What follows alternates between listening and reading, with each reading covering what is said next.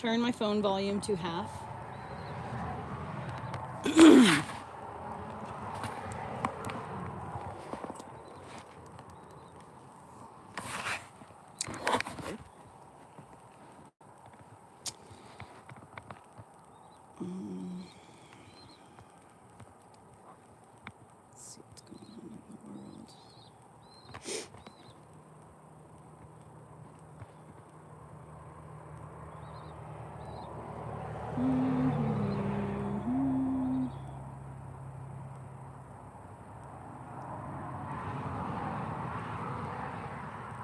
FEMA whistleblowers allege agency has misappropriated funds with Helene and has left first responders and service members waiting in hotels without deployment orders.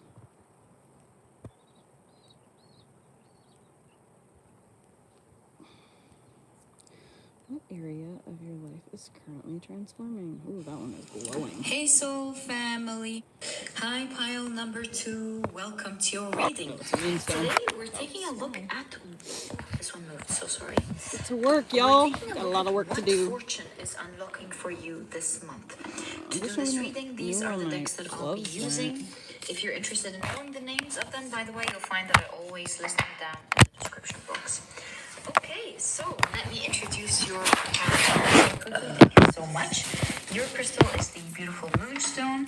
Your significator card is the moon card. And if you've picked your pile using your zodiac signs, then in that case, the signs for this pile, let's go again. Actually, this one is standing on, sorry. Kiddo used my gloves. Your signs are Sagittarius, Cancer, Pisces, and always the Pisces. Oh my God, money. If these are not your zodiac signs, please don't worry about it. It's just another way for others to pick their piles as well. Always follow your intuition. Okay, so we're going to be taking a look at your oracle cards first to see what fortune is unlocking for you this month. But your tarot deck is absolutely ready for us to pull from. So you've got, whoa, I love this for you. Joy and delight, such a good season for you. Okay. Joy and delight. Right. That's what you, with the moon card, this is something that you don't see coming, in my opinion. But I'm going to wait and see the rest of your cards, obviously. These slid out. Money is trying to kill me. Okay, so you've got, whoa, the bright colors in this pile. The golden. Yeah, see, that's what stood out to me too, is the like glowing. Okay. I'm not going to be able to. Bright colors. You've got contentment. I mean, this can't be a coincidence, right? Joy and delight, contentment. We're collecting all the vocab for being happy here. You've got Jupiter and Aries with enterprise.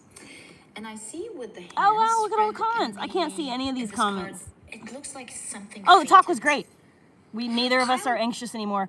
And I have stuff to do so that my nervous energy, I have stuff to do. So, like, that's really what we talked about is, like, okay, what could I do? Like, what could I be making progress on while you're at work that will move us forward towards the goal? And so we discussed like a bunch of different things. And then I'm going to clean out the shed. I'm going to break down this wood shit right here. It's like a train set that needs to get like thrown away. So that's what we're doing. One also had something to do with... And neither of us are anxious anymore because now things are moving. You guys are going to sit here and... Fate. I don't want to reveal what it is unless you're drawn to it so that if others want to watch Pile 1, I didn't like spoil the reading for them.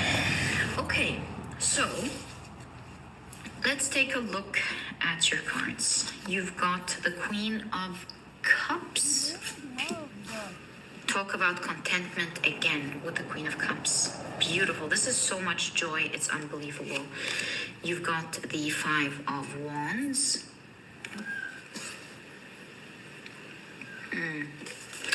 The Sun card, positivity and happiness, also is one of the keywords of the Sun card. The sun is like glowing on my Positivity, eyelids. happiness. I love this energy for you. You've got, I would say with the birds flying now, a struggle is leaving your life. You're no longer going to be struggling with something. You've got the Two of Wands, remapping your life, perhaps. I would say one of the fortunes that is unlocking in your life is maybe a difficult situation that brought a lot of sadness to you. So this doesn't seem to be like happiness just out of the blue. Of course, it's out of the blue, but it looks like it was instigated by something, by a huge struggle leaving your life. Wow, the Ace of Wands, and it looks like what's about to begin will seem very magical. I would say it's something you've envisioned, planned for, perhaps before. You've got the Chariots. Okay. And I need my fucking gloves. the Three of Pentacles. Let's study your cards. We'll pull out more cards later on, but let's take a look at what this is saying. Something is fated here. And it's starting as something else is leaving in your life. It's dual energy. One energy is leaving, giving space for another energy to come in. The Golden Rose. What does the guidebook say about the Golden Rose? Let's check it out. The Golden Rose. The secret, the altar, the gem. What does it say on the side? Down to gloves. Ponder the word secret. It indicates there is something cherished that is worth projecting, worth devoting oneself to the search of. Very interesting. Okay. So the rose had long been used as a symbolic image for the summation of alchemy. The outer petals representing the first 7 planets. Oh, come on, stop. Oh my God. Wow. Go. And operations, while the inner petals protect the revelations from unwelcome eyes. But what exactly resides at the center of the Golden Rose? Alchemy tells us it is a secret and is meant to be kept as such. The rose spirals both inward and outward simultaneously. It offers beauty to the onlooker while concealing its inner chambers. So it has this dual function almost. This is the complex nature of the Golden Rose. It challenges the alchemist to reorient their thinking, to devote their work to honoring the secret rather than attempting to become the master of it. Kneel at the altar of the unknown. Cherish the Golden Rose, as it is a model of the self. More will be revealed. This is exactly what I was going to tell you with this card. More will be revealed because you've got the Moon card. Something fated is about to happen to you this month. This reading is not about revealing the core of the happy news that you're going to be obviously jumping up and down with excitement when you first hear about it. Like I said, this is sacred energy. You're going to be flabbergasted, in awe, in complete awe as you watch this magic reveal and come out this month, happen this month. So, but what you are meant to do is to have that dual energy of basking in the energy of joy already, because that part you're meant to know and you're meant to interact with. It's in fact helping you release the struggles and allow for this awesome energy to come in. Live in the energy of contentment, of joy, of gratitude, because pile number 2, my dear pile number 2, your life is about to change this month. I can't tell you enough. You will see. This is a month where your whole life is changing.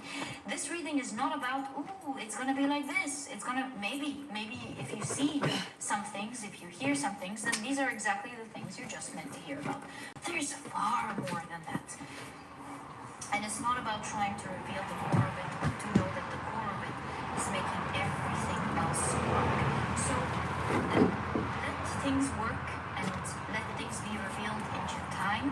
What you are meant to know, however, is that you don't understand the type of blessings, happiness, I'm gonna put you guys back over there. You might not be able to hear the thing, but sorry. I wanted you to hear the reading too, but I'm never gonna be able to see what I'm doing if I do.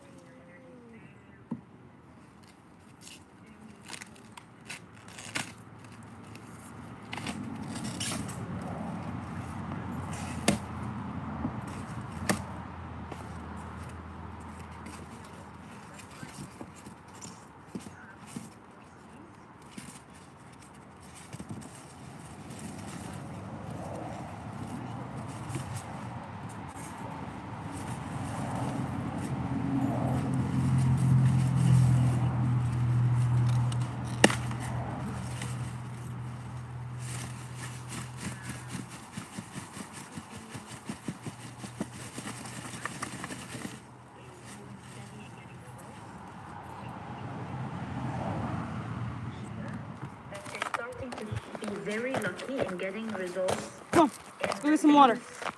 You worked hard to do, which is the Queen of Pentacles here. Right. Come on. You understand that? That was Orly. signifying the in. Are you coming or not? Makes sense. Three of Pentacles is work. Come on. Right. It's a bee. Leave it alone. Come on. Come on. Leave that wasp alone. That would definitely be your meaning. So that's representing work. The things that you worked hard to work will start sailing. It will start moving. And some of you, your work will start going international. And this will start getting you consistent. There you guys are. Wealth, consistent income, like lucky income coming in. Exactly. And for some of you, this is international travel. Weird. And comfortably with the Knight of Pentacles, especially the lucky cat. Luxuriously, or traveling to work. Look at that. This is like literal translation. Travel to work internationally and feel very lucky with your salary. So that's another translation. So work, being very lucky. Maybe this is you shipping your product internationally, or services, like working, providing your service or products internationally, and again being very lucky with work. So it depends on how this resonates with you. But I was just trying to show you the translation of the cards. So work, something international, or at least it could also be your work. Something is ending in your work. There's an old chapter that's closing down. There's a new powerful one. This looks like an army. This looks like a bigger empire. Something big is coming to you. Something big here is happening.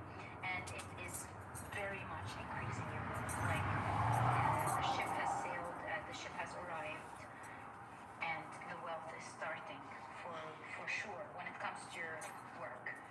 Okay. Chariot. Here, Overheating. Struggle. that was stuck. I would say it's the Queen of Pentacles here with the King of Pentacles. So if we translate these two cards, Okay. let me first translate this. Sorry, I translated it in my head and moved on. Sorry. So you can see movements here after a time where you were stuck with the Nine of Swords, stuck, feeling pain, stressed over something, finding a lot of pain doing something as well. Now that's changing. Now you're feeling more in power. Now you're feeling like you are getting the results that you want with the King of Pentacles. You're getting the wealth that you want out of this situation. So what is this all saying together? The outer layer that you're meant to hear about. The outer layer. Imagine what's in there in due time. This is together saying, there's the Chariot, and there is the Three of Pentacles. This is together saying what you've been working towards, Oh. although was stuck. There were struggles and pains in the past. That's being released. Now there's clear movement. This clear movement will result in a lot of wealth with the King of Pentacles and the Queen of Pentacles. It might even be a strong collaboration, because I see Three of Pentacles and Queen of Pentacles and King of Pentacles. So this in fact might talk about a strong collaboration between you and someone Lame. that might begin. It's like you two creating a huge empire together. Maybe this is something that you're about to discover, and this will bring in a lot of wealth for you. Or maybe you already know about this collaboration. This is going to be a powerful one. Yeah, and like I said, it keeps repeating. This will result in a lot of wealth and a comfortable life, in getting the resources that you need to make something even bigger.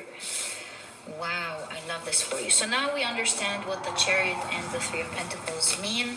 They mean what you're working hard towards is finally moving. And just like the honey and the Three of Pentacles, your work along with someone else perhaps will bring in the honey, the sweet taste. Okay, so now we've explored your first row, and let's take a look at more with regards to this energy because this is powerful. Yeah, I feel like you've changed your fate with your own hands. And just like the planets going around the sun, this is gonna be working like clockwork. It almost feels like nothing can stop this. Nobody can take this from you. This will Nobody can take it from me. for you Said that. for lifetimes. Nobody can take away what is meant for me.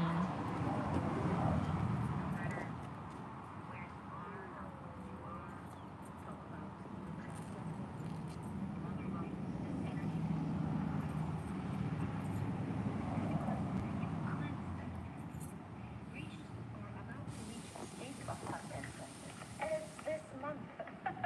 I love this energy for you. Okay, so let's read more into it.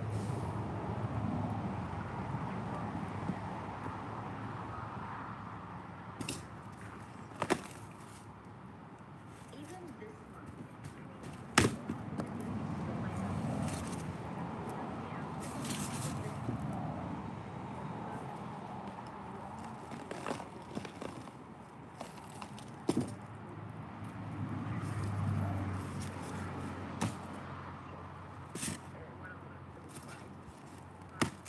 Doesn't it look like someone taking a selfie in front of a huge event? I know it's a whole lot and it has its purpose, and I know everyone's going in the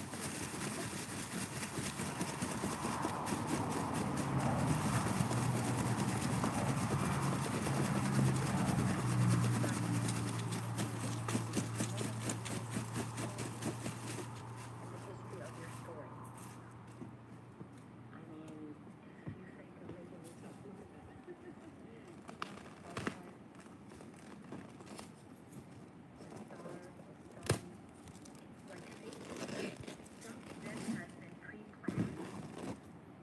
It's kind of like if you succeed at doing something, then this sacred event will happen.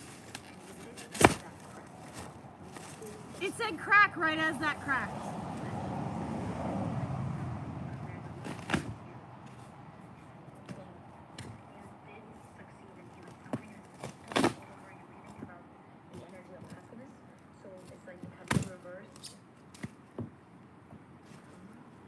I have reversed my trauma and pain.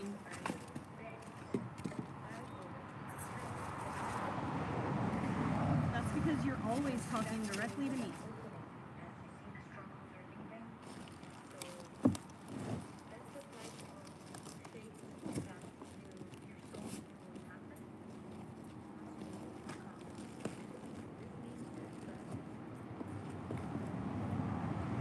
Closure.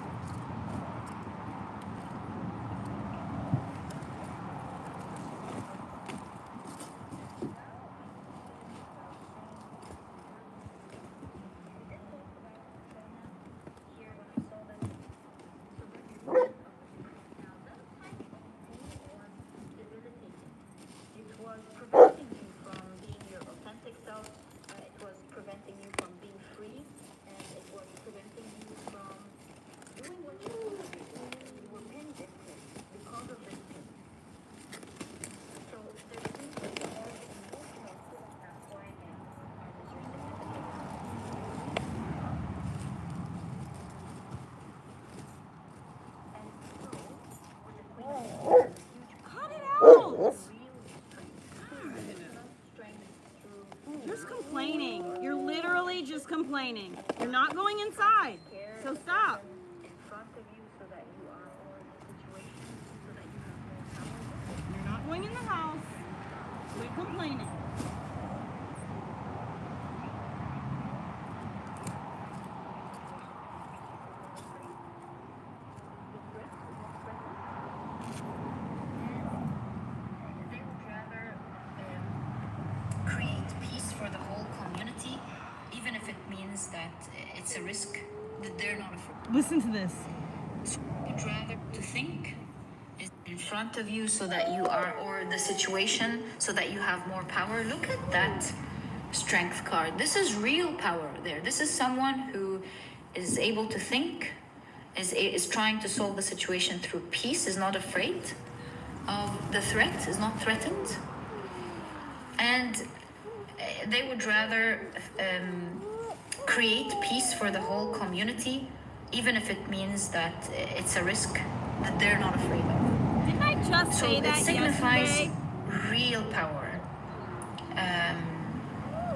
Trying to extend love, to speak, to teach a different language than the language of the guns.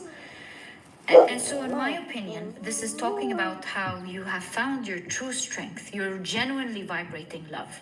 You definitely have found your balance with the Two of Wands. And so this month, one of the things that are unlocking for you is a true glow up. Because look at that. There's blossoming happening in your energy, in your appearance, and in your charisma in general. The vibration that you exude is far different now. More on that in pile number 1. But what we can see here is a glow up with the Queen of Wands, a healing of emotions and being set free. Because the Ten of Swords is the end of a cycle, it's the end of pain. So you've gone through a lot of pain in your life. I mean, this card really says it all for this pile. This is a huge struggle that brought a lot of pain, and somehow this pain got stored in your body, in your mind, even energetically. Like it got stored, there was no way out. And something about the way you've healed things, there's a gentle energy to you. You see the Queen of Cups and the Strength card. You would think a crack like that would open by like fighting it, but no, there's continuous gentleness here. Maybe you've dealt with yourself gently, or you've taken your good time to heal, but there's a lot of gentleness, there's a lot of maturity in this reading as well, for sure. And that gentle, wise healing that you have gone through has finally, I think you were also patient with the struggle, giving it the space to shake you up There's that screw when I it's was needed, missing. that it finally found an outlet to come out. And there's the car. This is when things started moving. This is the moment when things started moving for you. It might be with the moon and the sun. Maybe this opening happened during the solar eclipse. Another powerful event was the lunar eclipse, or maybe the combination of both. You've done something here and something there, but powerful energy for sure. And this provided you with an outlet, a huge shake up. And so this month, a wild dream, Seven of Wands and the Star card, is beginning. It's gonna be a moment in history, in your history, that you won't believe actually happened. That's the movement. And also do notice that it's the beginning of a huge glow up to be expected. Due to your emotional, maybe even physical healing, everything is being cleaned up as the outlet has been created, giving you a glow up physically, a glow up energetically, a glow up emotionally. You're no longer, starting from this month, going to experience and feel this strong emotional pain anymore. It's now finding a way to be released. It doesn't have to keep hurting you with every move. As it's being released, you are also being released from it. And my dear pile number 2, this is exactly what I see in your reading. I wish you the best of luck in this month, and may you always be blessed. This was your reading, and if you've enjoyed it, please give me a thumbs up. Subscribe to the channel so that you never miss a reading that I upload. And my dear pile number 2, I'll catch you in the next reading. Bye! Hi, pile number 3. Welcome to your reading. Today, we're taking a look at, what fortune is unlocking for you this month. These are the decks that I'll be using. If you're interested in knowing the names of any of them, you'll find that I always list them down in the description box for you guys. Okay, so very quickly, let me introduce your pile to you. Your crystal is the beautiful citrine. Your significator card is the sun card. And if you've picked your pile using your zodiac signs, then in that case, the signs for this pile are Gemini, Scorpio, Taurus, and Capricorn. Welcome to your reading. If these are not your zodiac signs, please don't worry about it. It's just another way for others to pick their piles as well. Always follow your intuition. Okay, so let's check out your oracle cards first. You've got the moon in Scorpio with power. Ooh, sun and power. This instantly makes me feel like you're really seen this month. You've got a lot of power. Vibrant. I would say seen, attention, reputation seems to be, as well as who you're becoming, what position you're sitting in, or things of that nature. All right, let's explore further.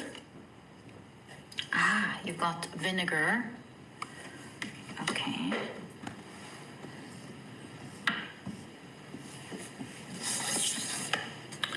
You've got affirmation for healing the heart. Marley!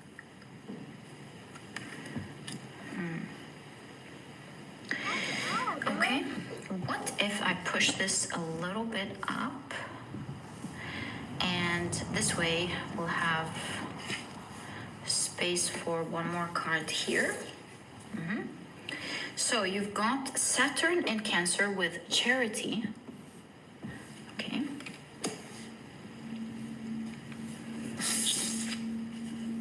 Look up.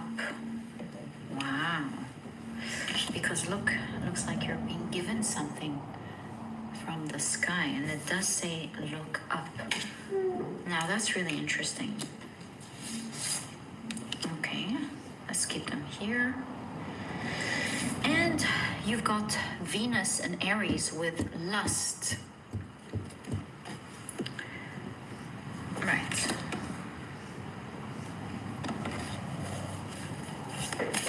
Let's take a look at your tarot cards. This way we have a full picture of your reading, at least the first row of your cards. One more time. Right. So, you won't believe this. Pile number 2 started off their reading with the sun card as well. Was it 2 or was it 1? Oh my God, I can't remember. I think it was 1, pile 1. If you were drawn to pile number 1, I highly recommend it. They started the reading with the sun, and you're all about the sun. So what are the odds? Right, you've got the sun card. You've got the Knight of Wands. You've got the Nine of Cups. Wow, what's going on here? Nine of Cups is a wish fulfillment. Something that you've wished for is happening this month. It's starting with the Knight of Wands. It's starting this month. This is something with lust and the Knight of Wands you're going to be so excited about. It's coming out of nowhere. I feel like this is a gift from the universe, giving something precious to you. And with the feather, it's like this is something they're letting you know about this beforehand in today's reading. Right. So whenever you're watching this, the month that you're watching this in, a wish coming true is about to begin. You've got the King of Wands. Wow. Like manifesting this month from the Knight to the King. Starting and even completing, putting you in that position this month. Ace of Wands, the amount of cards saying something is starting. All right. You've got the Queen of Cups. These three cards have been reoccurring in the three piles: Ace of Wands, Queen of Cups, and the Sun. Finally, you've got the Death card. A huge transformation this month. This is a big month for you for sure. Okay. It looks like something with vinegar. You are fine. No, hold up. Let me. There's a transformation, and something is erupting here. Just putting the whole idea together before I speak up, and yeah. So, yes, someone's calming you down here. Okay, so it looks like this month something, although super powerful, is beginning, and it's gonna make you shine bright like the sun. It's gonna put you in a very powerful position. It's a wish coming true. You don't understand how much passion you're gonna feel with the lust month this month. It is, however, starting off with something that might taste a bit sour because you've got vinegar. So it's initially starting off as an event that you may not really like, but it's nothing hurtful, nothing that would like make you feel horrible, nothing that will take something important from you. It's just like a little taste where you go, oh, vinegar, I taste too strong, just like a drop of vinegar. Vinegar preserves food, although it's really sour. It preserves your food, right? So it makes me think that this bitter taste, like this little sour taste that you will feel, I do see someone calming you down and going, don't worry, or you're feeling a little bit sad about something, will be the very thing that preserves this huge power and this wish coming true for you. It will be the very thing that causes this transformation. It's like it's the ears, it's that inner ear sickness that'll make you dizzy. Just like the airplane. You're going to an exciting trip. You are going to have the time of your life. You are visiting a different country, a different culture, all the awesome things that come with it. And let's say that little sour taste is the launch of the airplane. So nothing that's really gonna hurt you, nothing that's gonna do anything real to you. You might get some butterflies in your stomach as the airplane launches, and then you're fine. So I'm not saying it's an airplane, although it could be, right? I'm just using the analogy of the airplane to explain the type of energy that I'm seeing in your pile.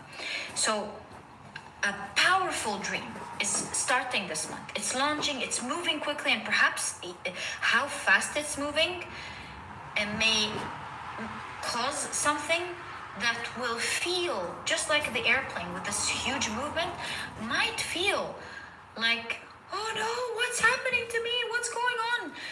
When it's really happening to your favor, and you get to see that right away this month, maybe even right away as you're experiencing this event, which I will be sure to pull out some cards and find out what that is.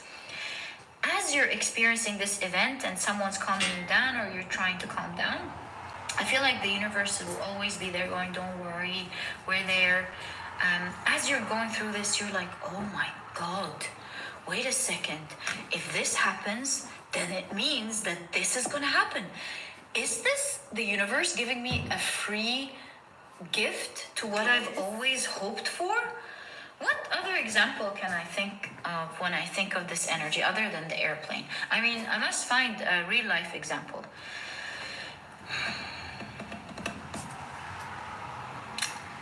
I don't know, like let's say you're in your company and a project that you've been working so hard as part of a team, You've done so much work, you know? You've researched, you found the right suppliers, you've done this, you've been working so hard for a year. And then your company says, you know, we changed our minds. We're not going to be working on this project anymore. And you're like, what? Initially, it's like, that's not fair. I worked so hard. Do you understand? This is like, is this even responsible? Do you study before you even ask everyone to do things? And you're like a bit bitter about it. You're so angry because you put your heart and soul into this project. And then as you're like calming down, you're like, hey, wait a minute. Wait a minute. If this project isn't like going through, this means now the company has to rely on itself when it comes to this, that, and the other. And this means that they will need my experience to handle this whole new department that must happen for the survival of the company. So right in the midst of your temporarily bitterness or going about something or being pretty upset about something, you start realizing, oh my God, it says look up. You're instantly going to recognize what the universe is doing for you here. You're like, oh my God, did the universe just give me this opportunity that I've been dreaming of? So take it in the area of work, take it in the area of your private life, take it in the area even of travel. But it's definitely giving way for your wish to come true.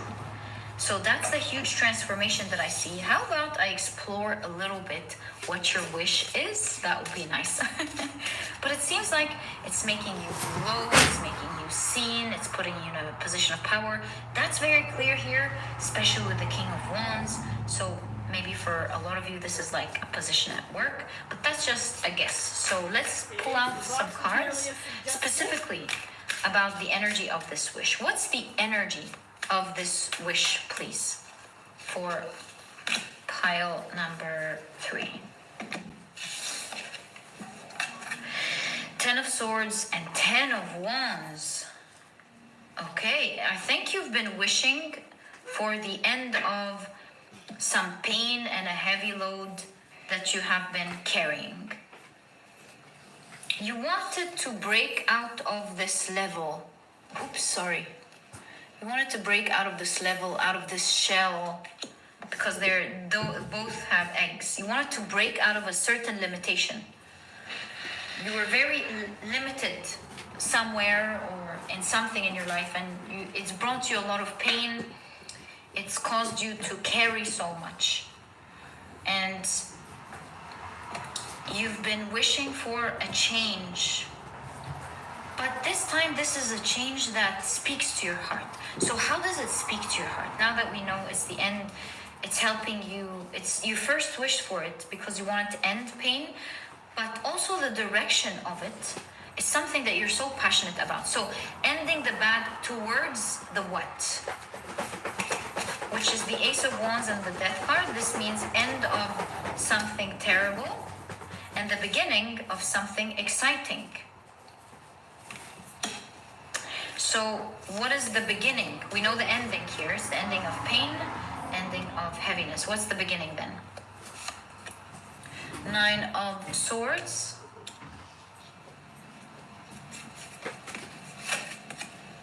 And the 5 of Cups.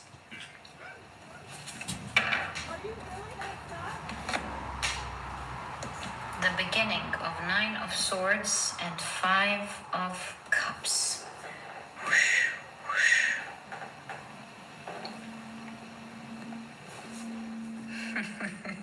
How are we gonna do this one? 9 of Swords and 5 of Cups is definitely showing us something deep, so I need to think about it properly.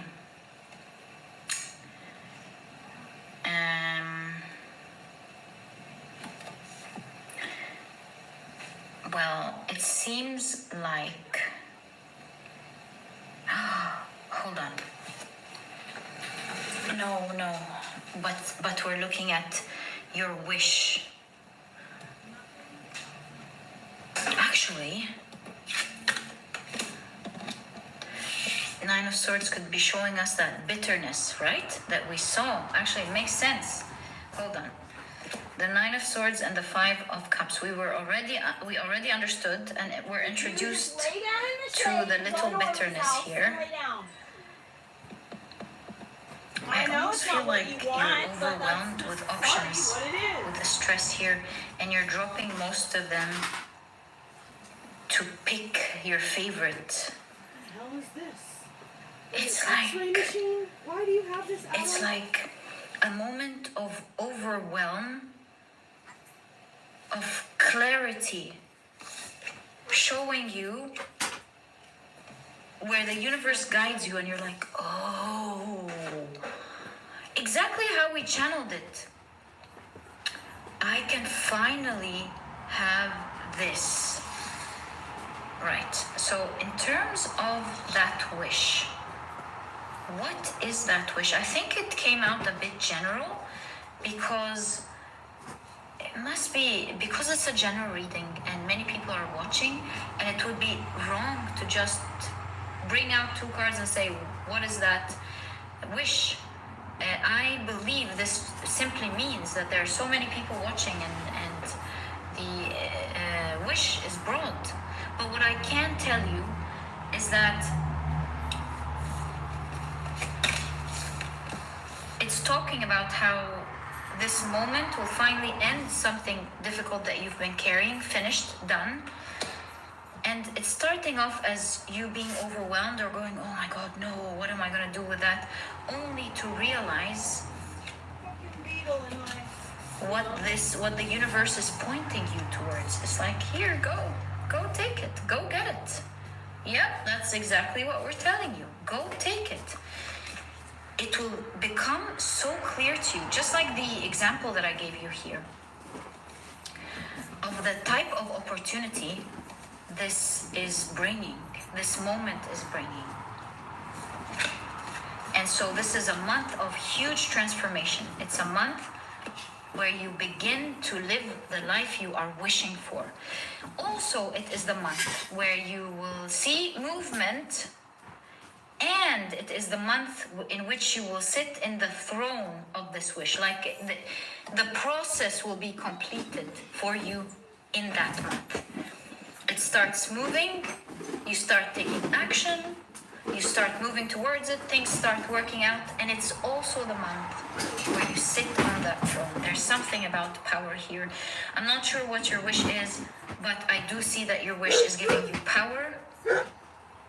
Your wish is making you feel very positive and happy, and it's making you seen just like the sun. Very bright. It's also it's the sun here is also signifying, and that's why it's your significator card. It's signifying how obvious it's going to be once this starts playing out. All right, how about I ask, what is this vinegar, right? What is this moment? Because that was just guessing and like bringing examples from my head when I could have really asked, what is this moment of feeling the sourness? What is it going to be about? Yeah, you're not going Four to the of big house. Wands. No, I'm sorry. 10 of Pentacles. He just wants to go to the The big Emperor. house. Wow. 4 of Pentacles. Yeah, I meant, okay, the cards knew what I meant, so I'm the one who must look at the cards. I can't believe I was negotiating with the cards now. No, I meant to say, okay, the 3 4s, 4. Wow, stability. Well, obviously, at a first glance, it's talking about how this sour moment is a level up. It's allowing you to be very fortunate and very blessed with, I don't know, 10 of Pentacles could be a lot of wealth, a lot of, it could be like manifesting more than you thought. It could be you having your own empire, your own thing, your own territory, your own office. And 4 of Swords is finally resting. So that's at a face value. But what I asked was, what is this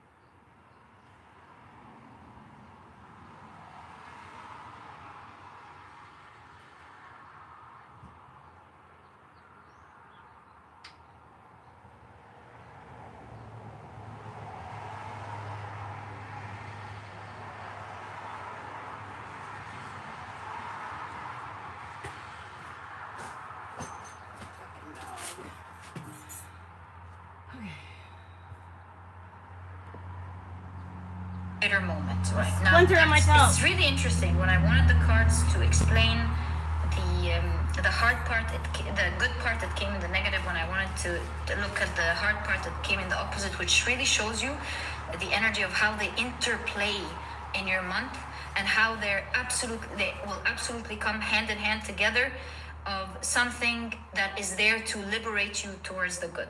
So back to the question of what's bitter here.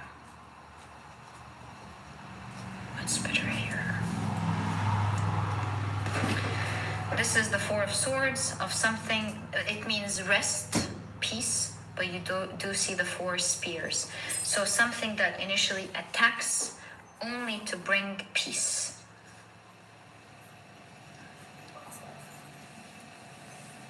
Step by step by step. Emperor is someone holding power. Oh, thank you. I'm so glad I asked this question. So yes, you are going to definitely result in having a lot of power. But this is also saying that it's coming from a power, a higher power. Yes, of course, the universe is helping you, but I mean a higher up. This could be a boss, someone in charge, making a decision for something, right? Saying that's not going to happen anymore, or saying we're going to have some changes this month or something like that. So someone in power Trying to put the evil eye on me. will say something that might initially feel like an attack, or will bring out a decision or something that might initially feel like an attack, only to instantly realize this is peaceful for you. And so only to instantly realize that this will result to an instant level up and instant fortune. And they come together, this energy, because it's showing the X. This will result in that. And you might feel this, but you will also feel that. And they come together. In the moment, it says look up, and the eruption here. In the moment when things erupt, you realize, oh my God, this is actually my cue. The universe is giving it to me. It's just giving it to me. Oh my God, it's happening. Lust is your excitement over this. Wow, I love this energy.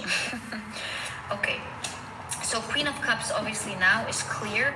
It signifies the healing of this tremendous pain and heaviness you've been going through. It's the time where you drop all of that, and amidst the noise, you realize, you go, oh, I'm supposed to pick that.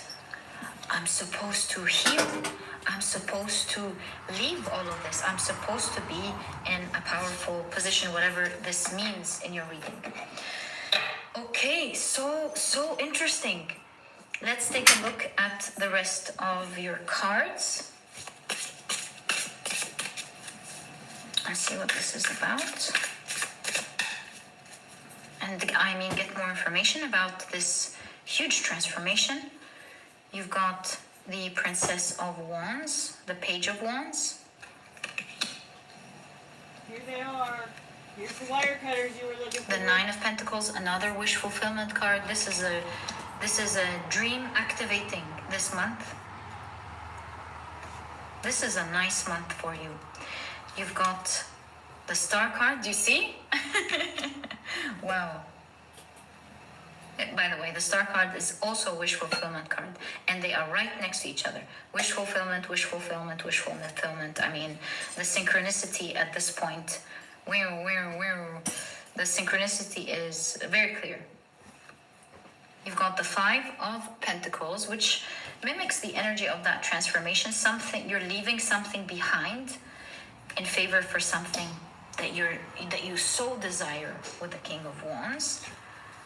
The Two of Pentacles, again, a shift, leaving something behind, again, same energy, leaving something behind to choose another. So you're choosing something here, that's confirmed. But it's going to be so clear like the sun. You're like, oh, so that's what the universe is doing. It's going to be so clear. You've got the Seven of Cups, which shows that this is something that you would have never imagined would happen for you beyond your dreams. Yes, you've imagined it, you wished for it, but who would have thought that a turn of events is going to happen like that? And you would live your dream this month. Okay. And sorry, I was just pausing because I noticed that 5 plus 2 is a 7, and that's a 7. 7, 7. And you've got the Ace of Swords, another ace, another. So that's a clear new beginning. And you can see the sword here is cutting things into 3. Like creating a territory or something. This could be a place, like a new beginning of a new position, a new place, a new territory. We did see the Emperor. The power is being divided amongst you and others. That could be another interpretation. Power being divided, and you get a nice share. It could be a market share. It could be an agreement, a new huge agreement where you and someone else get a huge lump sum each.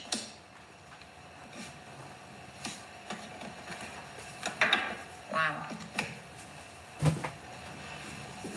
So it really shows with everything here that you're changing lives.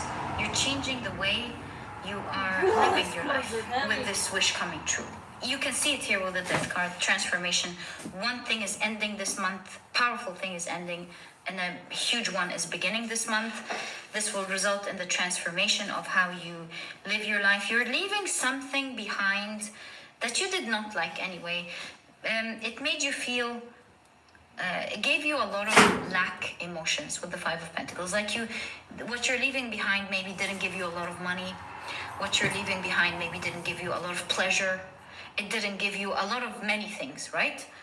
So I feel like you are leaving something lack behind and moving towards prosperity this month. You are stepping into a new zone which was almost unimaginable before. Like, yeah, you knew it could happen one day, but I see you stepping into it and going, wow, is it really happening? Am I stepping into this world? And there's something about this month, your collaboration with someone with the hands. Maybe some of you are making a new deal and both of you are growing together. Maybe you're going to be making a new deal that's going to also be very favorable for you this month. But there is something about you being seen so bright. We'll take a look at the Sun card in a moment, just after we finish what we've been provided with. So yeah, you're leaving something behind, moving to something more favorable that you once wished for.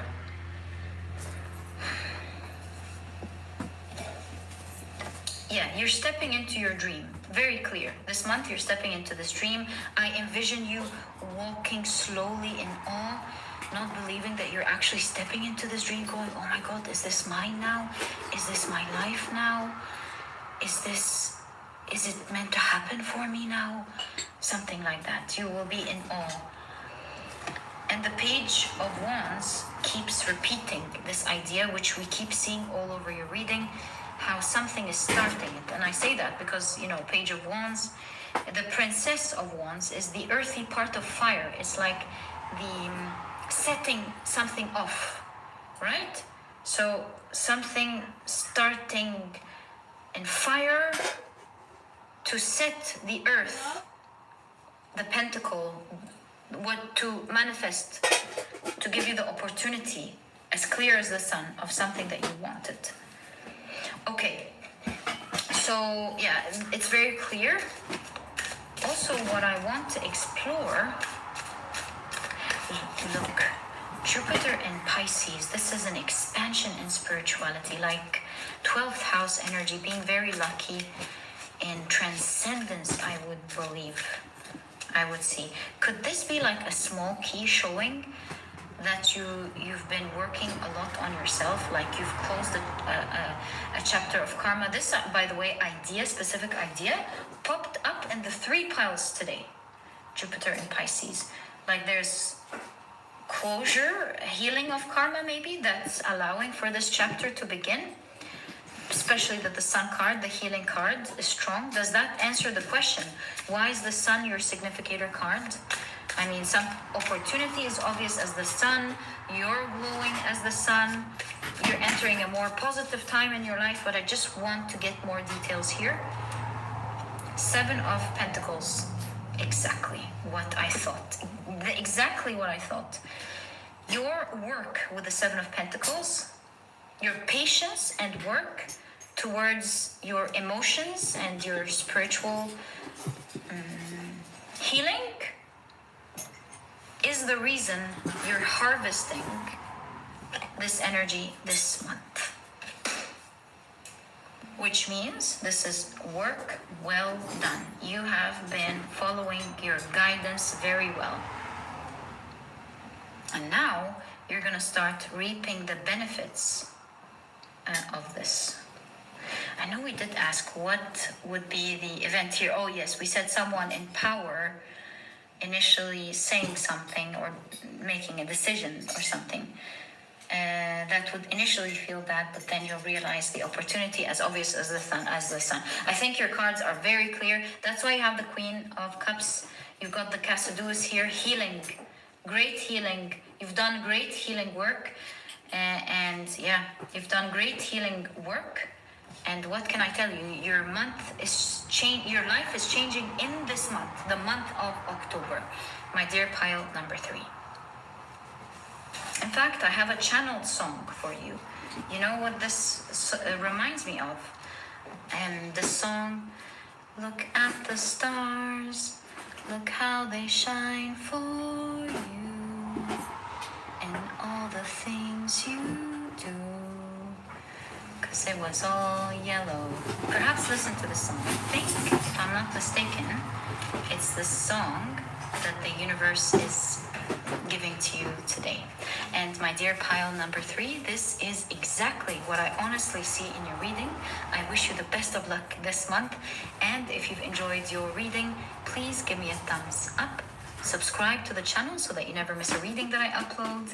And my dear pile number 3, I'll catch you in the next reading. Bye!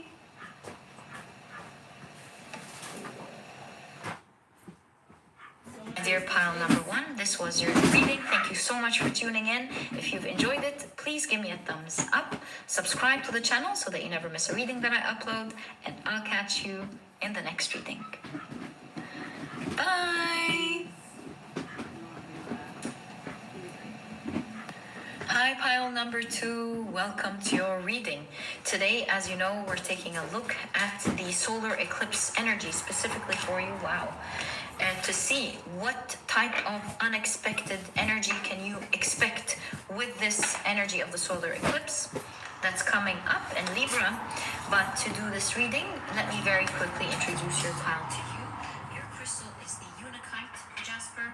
Your significator card is the Most everybody is here. And of course, if you've picked your partner using your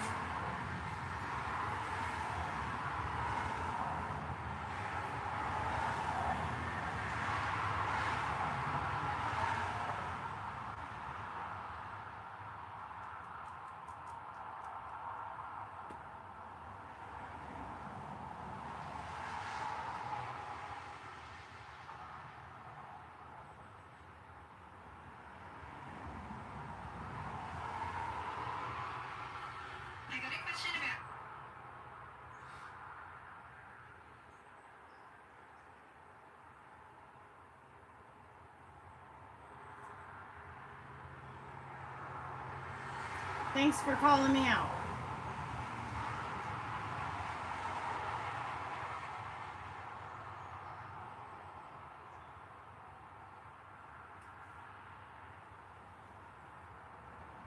Ah, God damn it.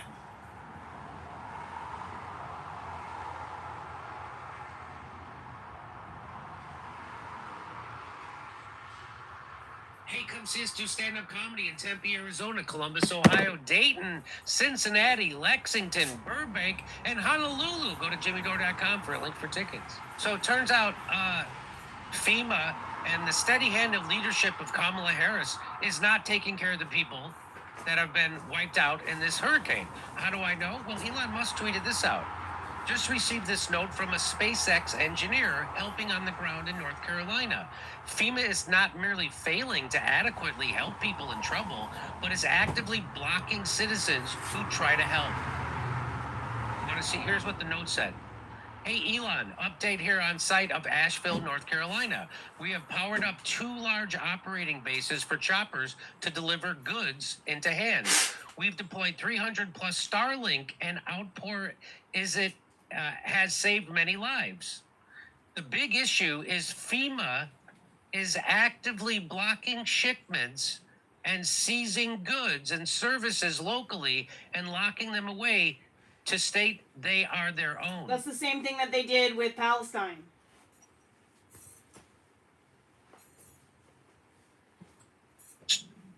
It's very real and scary how much they have taken control to stop people helping. We are blocked now on the shipments of new Starlinks coming in until we get an escort from the fire department. So they did the same thing in Lahaina. They block people out. They immediately tarp off the area. They don't let people come in. They're not even letting CNN come in to show people what happened. And then you're not allowed to give aid unless it comes through. I'm going to bet it's their donors. So they want you to use specific vendors. Adam cut his dreadlocks They don't want off just like 2 anybody years ago. helping. A year ago? It has to go through specific vendors because there's money in that. Contracts involved. Yes, contracts. So here it is. FEMA whistleblower allege agency misappropriated funds and Hurricane Helene disaster withheld pre-disaster aid and left first responders and service members waiting in hotels without deployment orders. Here, I'll read you some of it. Here it is. Yesterday, you stated that the Federal Emergency Management, FEMA, which is part of your department, does not have enough funds to make it through the hurricane. This is from Matt Getz to Alejandro Mayorkas, the head of the Homeland Security. The news comes after FEMA has spent hundreds of millions of taxpayer dollars on migrants due to a border czar Kamala Harris open border instead of prioritizing funding for Americans impacted by disasters.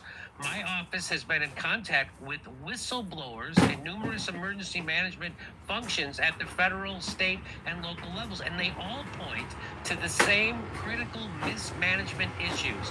FEMA has wasted taxpayer funds, misappropriated funds, and left other federal, state, and local responders without deployment orders on the ground. As reported and further confirmed by my office, hundreds, if not thousands of service members were deployed by the Department of Defense to North Carolina and have sat idle, waiting for FEMA. We have confirmed FEMA employees deployed on the clock, waiting orders in a hotel. FEMA pre-disaster aid was withheld. Pre-disaster aid was withheld, exacerbating the emergency. It is also public that non-governmental organizations have purchased airline tickets for migrants through the use of FEMA funds. The aftermath of Hurricane Helene is major disaster, and your waste and unpreparedness are leaving Americans in distress, unable to access food, water, and medicine, and expecting help, with none coming. Please provide answers to the following questions to my office. What policies and regulations of the Department of Homeland Security and FEMA prevent emergency funds from being wasted on illegal immigrants, including what conditions are placed on grantees of the agency and of FEMA's total budget for FY 2024? What portion of the funds can be guaranteed to have been spent solely on American citizens? And what portion of funds was or may have been spent on non-citizens? And in fiscal year 2024, what portion of the funds in the Disaster Relief Fund have been spent on non-disaster relief programs, such as providing services to illegal aliens or providing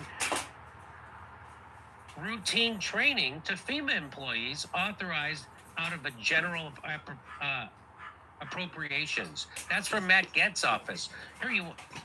So that's the whistleblowers saying, again, we can't take care of our own people, yet we're trying to fix Ukraine and Israel with hundreds and hundreds and hundreds of billions of dollars. And they're going to give those people $750. And by the way, those people aren't getting the $750 because FEMA's denying people who finally find their way to electricity and a computer to apply. Then FEMA just denies it to them. So here's some more. This is TEMA. So this is the Tennessee Emergency Management Author. So I'm going to show you how I just showed you how not only is FEMA and Kamala Harris not doing anything for these people. They're leaving FEMA employees sitting in hotels waiting for orders.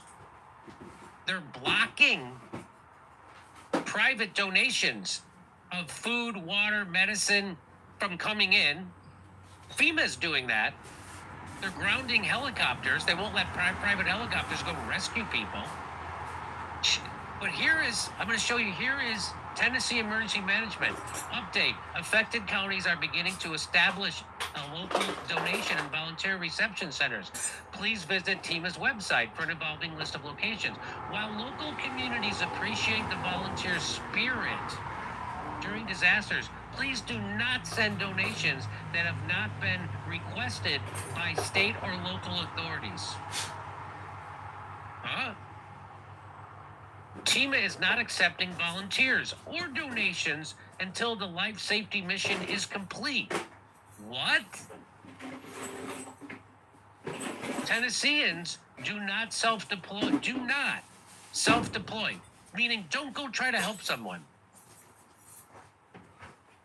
Don't go try to help someone. You know someone's stranded. You know they're on a mountaintop and their house got washed away and they don't have electricity and they're an old person and they don't. Screw him. This will hinder response and recovery. That's what they're saying. Well, here's what people are saying on the ground. You want to hear what people are actually saying on the ground? Here's what they're saying. I'm guessing that's FEMA for Tennessee. I'm not exactly sure. I think it's supposed to be the disaster relief people, but they were like, "Do not donate your time. We don't want you to donate time unless we ask for you, and we don't want you to donate stuff to other people. You need to just donate money and stuff to us and get your instructions from us and listen to us." What? And then they said yesterday, we don't go into areas that the roads are not easily accessible. What? You are the disaster relief people. Like, that is your job, to go into the areas that are hit by disaster and provide relief. And you have us all messed up. If you think you're going to come here and bark orders at us and then expect the people just to give you the money and us trust that you're going to try to take care of us when you don't go into areas that are not easily accessible. What? What the government is doing right now to the entire state of North Carolina and Tennessee is nothing short of just played awful. Like, I do not physically have the words for it, because if you don't know, we have not heard from my aunt since Friday because of Hurricane Helene, and there is no government aid. None. Zero. Zilch. There's a few, but it's small government offices mainly run by civilians. Because you want to know what's happening right now in North Carolina and Tennessee? There are entire towns that there is no way in or out. Those roads are not drivable because of the mudslides and the power lines and the downed trees. There are doctors right now physically walking across that because their cars can't get through to go help these people. So I'm at the Udall Fire Department. Here is what supplies they have so far. Absolutely nothing from the government. This is all volunteers, just personal donations. So this is where your money on the GoFundMe is going. But yeah, the government is not helping. This is just local people banding together and bringing supplies. So yeah, the government won't come save you. It's your neighbors and family that will be there for you when you need it.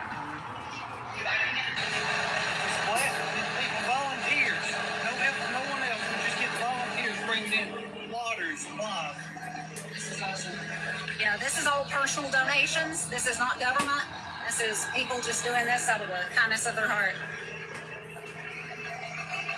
So some volunteers donated some supplies. But, I mean, this is all being unloaded by hand.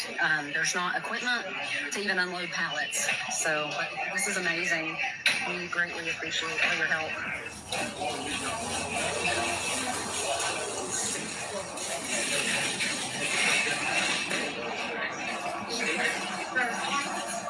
Yeah, here's some supplies that are rolling in. We got some MREs and propane. That is awesome. And water. Water is desperately needed.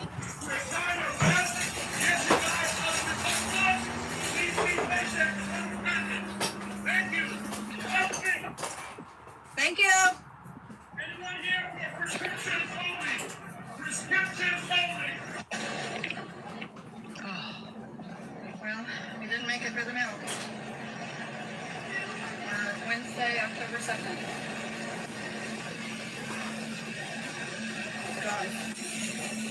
More empty aisles.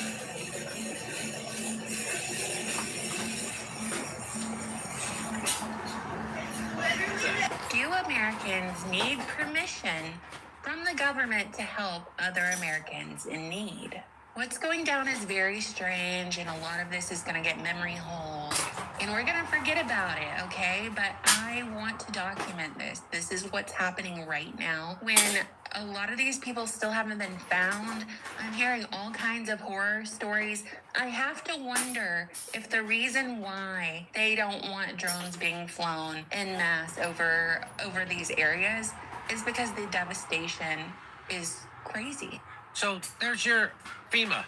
Hey, come see us do stand-up comedy in Tempe, Arizona, Columbus, Ohio, Dayton, Cincinnati, Lexington, Burbank, and Honolulu. Go to jimmydore.com for a link for tickets.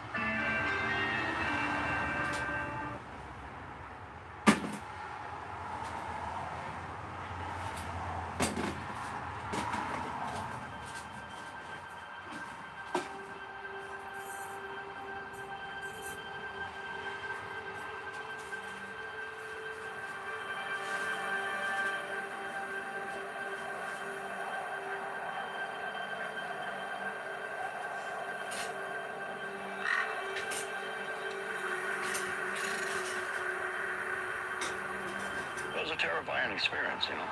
I imagine the most shook up one was probably Steve. He was only like 17. I think he actually lied about his age to get the job out there. Yeah, I was 17, so I was the kid. I thought we was going to go to jail for murder. Those times I was saying we need to go back. Those times I was saying we need to go get help. You know, I mean, it went back. Everybody was going back and forth, you know, in their own minds and between each other. When we got back there and we looked around the area and we couldn't find Travis, that's when it hit Mike. Mike and Travis were best buddies then, you know, and stuff. And I think he felt really bad about taking off and leaving him like that. It was pretty hectic, and it was very emotional at that point. Then your mind just takes off. We came off the mountain after we was looking for Travis and we couldn't find him. And we pulled in there and Kenny got out and called the sheriff's department. It didn't come directly to me, it came to a deputy sheriff in Heber who called me on the phone, and then he gave me a little more detail on it. When I arrived there were 6 young men. They were just...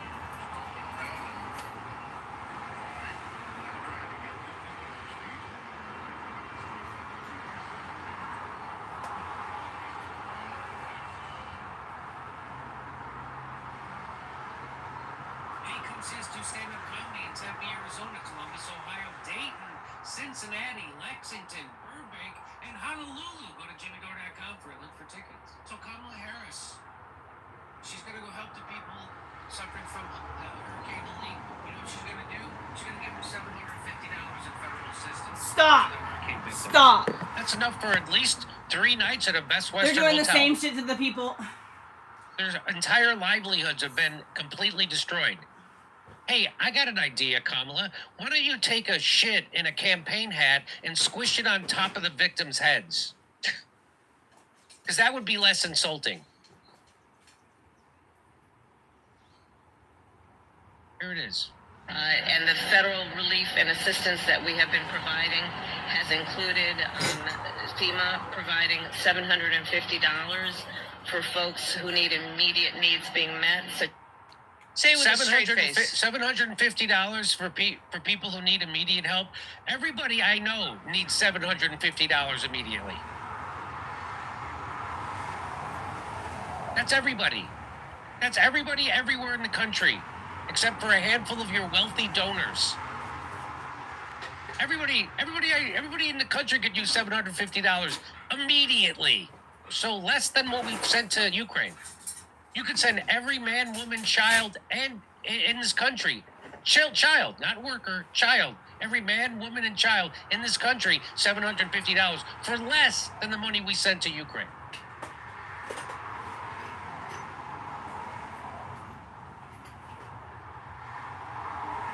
Of course, we're going to get you your $750. The only stipulation is you're Ukrainian or you're an Israeli.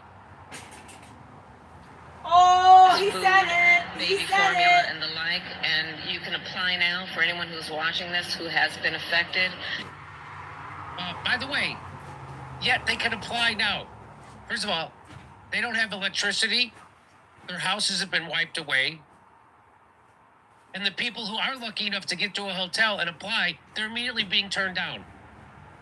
If they owned a home that got swept away, they're being turned down by FEMA. Why? Because FEMA is saying, well, you have homeowners insurance. This is her big idea. You want to hear it again? Here it is.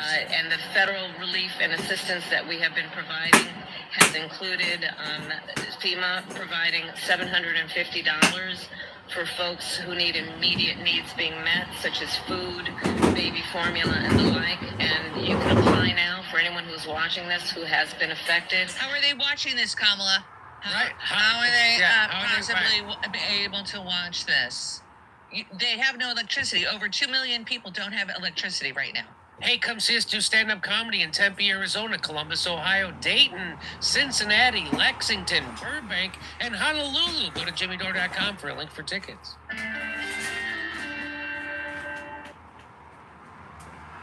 Hey, come see us do stand-up comedy in Tempe, Arizona, Columbus, Ohio, Dayton, Cincinnati, Lexington, Burbank, and Honolulu. Go to jimmydore.com for a link for tickets. So you know how there's the big hurricane, Helene, and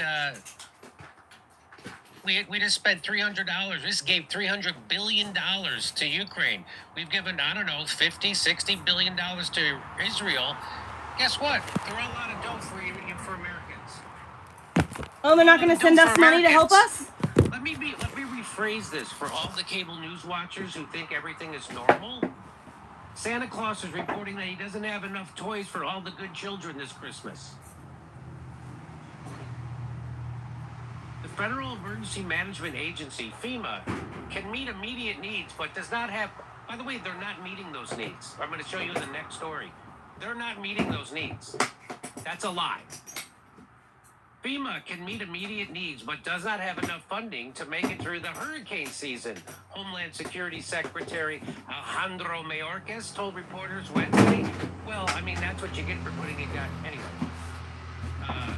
Isn't that what you get for putting a guy named after a luxury resort destination in charge of the crisis relief? Mayorkas. The agency is being stretched as it works with state. It's being stretched. One emergency, they can't handle it. They did nothing for East Palestine. Nothing. We still don't have clean water in Flint. One hurricane, they got nothing. They're stretched. But boy, I guess they're sending all... good thing they're sending all that money to Israel's military. Wait, we're sending diapers to Israel because the Israel military's got the poops. Damn it, someone took my fucking roller skates. The agency is being stretched as it works with states to assess damage from Hurricane Helene and delivers meals, water, generators, and other... Oh, really? Are they? Mayorkas was not specific about how much additional money the agency may need, but his remarks on Air Force One underscored concerns voiced by President Joe Biden and some lawmakers earlier this week that Congress may need to pass a supplemental... You think? They haven't done it? They haven't done it. What's the date on this article? see. October 2nd. What's today's date? Today's the 4th? They haven't done it. We are meeting the immediate needs with the money that we have. We are expecting another hurricane hitting. FEMA does not have the funds to make it through the season. Why is that? You're the head of the department. Why don't you know? Doesn't FEMA come underneath? Aren't you in charge of FEMA? Yes. Why didn't you make sure they had enough money? We only have enough money for like a half a hurricane. It's not like they took care of the people in Lahaina. Hurricane season runs. That's right. They didn't. So there you go. East Palestine, nothing. The people in Lahaina, Maui, nothing. Now the people in North Carolina, they can't get to them. Nobody. They said they're not giving them anything. Wait till I show you the videos in the next segment. It's gonna blow your mind. And now they're like, hey, we don't got enough. Hurricane season runs June 1st through November 30th. November 30th. So that's another 2 months. But most hurricanes typically occur in September and October.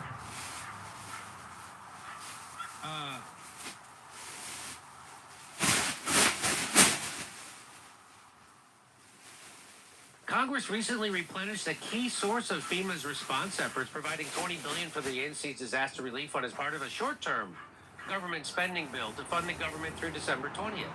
This bill also gave FEMA flexibility to draw on the money more quickly as needed. Too bad they're not doing that. Too bad they're actually not helping people. FEMA is looking out for you the same way a hawk looks out for rabbits. Both chambers of Congress are scheduled, however, to be in their home states and districts until after the election. So there's not going to be a session of Congress to get more money for these people until after in November. Because what do? They're focusing on campaigning. House Speaker Mike Johnson gave no hint he was considering changing the schedule during the speech Tuesday. Nope. What if it was Israel that needed the money? I bet you he'd change the schedule. How inconsiderate of America to suffer a hurricane and make Congress show up for their jobs. He said the Congress just provided FEMA with the funds it needs to respond, and the lawmakers would make sure those resources are appropriately. Oh, really? A bipartisan group of senators from affected states wrote their leadership this week saying it's clear Congress must act. So, no, they're not. So Mike Johnson's another liar. He's another guy who doesn't give a shit about America. He cares more about Israel and Ukraine as he does about America. This is how empires end. So, endless billions of dollars for Israel, ends of billions of dollars for Ukraine, as America rots. We don't have time. They said that they may even require Congress to come back in October ahead of the election. More than 150,000 households have registered for assistance with FEMA, and they're not going to get it. Because they said they're going to give them $750, and people are, how are you supposed to apply if you don't have electricity? And the people who are in hotels somewhere are applying, they're being denied. FEMA's saying, well, you have health insurance. You have home insurance. They're denying them help. $750 they won't give those people. We are in the end stage of our republic. We're ending the way all empires end, bankrupting the treasury on foreign wars while letting our own country rot. When will we rise up? Well, I'm sure the American people would love to rise up, but the new season of Saturday Night Live starts tomorrow. And we don't want to miss seeing all the same old shit with a couple of new faces that nobody recognizes. Hey, come see us do stand-up comedy in Tempe, Arizona, Columbus, Ohio, Dayton, Cincinnati, Lexington, Burbank, and Honolulu. Go to jimmydore.com for a link for tickets.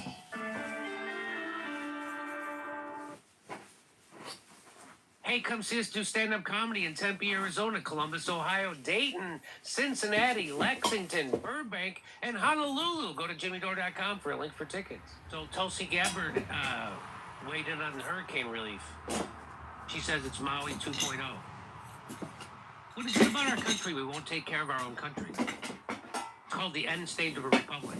Our government's completely corrupted, 100%. The honest people, they run out of there.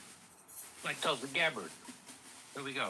My frustration and anger at the lack of adequate response, even at a baseline level, from Kamala Harris and Joe Biden reminded me exactly of what our communities there on Maui faced in the wake of that tragic and historic wildfire that took over 100 people's lives. I did not see a single federal official on the ground.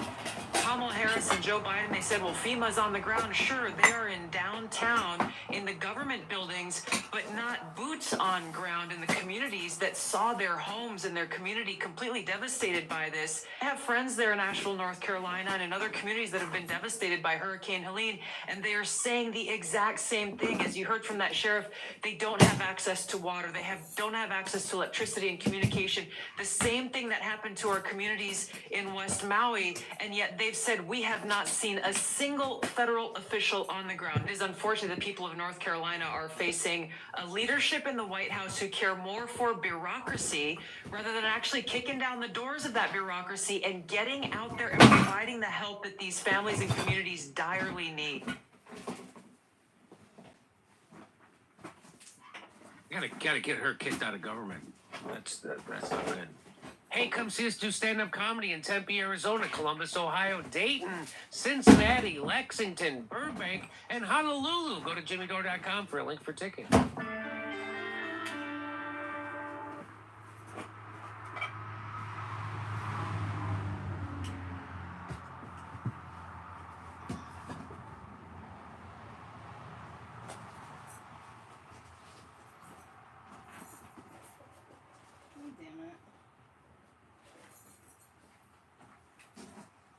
You're supposed to be playing 3 or 4 videos at a time because I put stuff in the queue. What are you doing?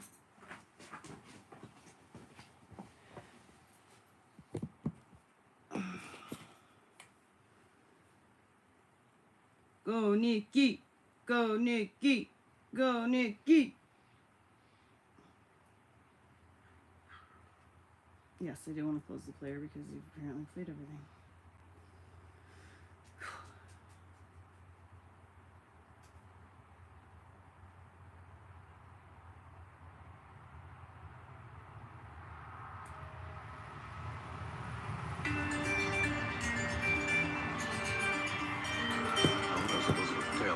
Sixth husband of 7 marriages, were having such a good time in Israel that they extended the visit until Saturday.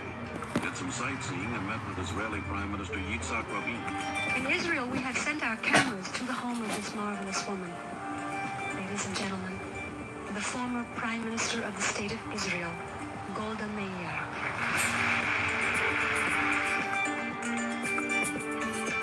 I had a cocktail party. A Kabbalah cocktail party? Kabbalah. Kabbalah, sorry. Yeah, well, Kabbalah if you're Israeli, I guess. How did you become involved in this? A girlfriend of mine, she kept telling me about this really charismatic rabbi named Eitan who told these great stories, and and I said, listen, I'm not even Jewish. Why are you telling me these things?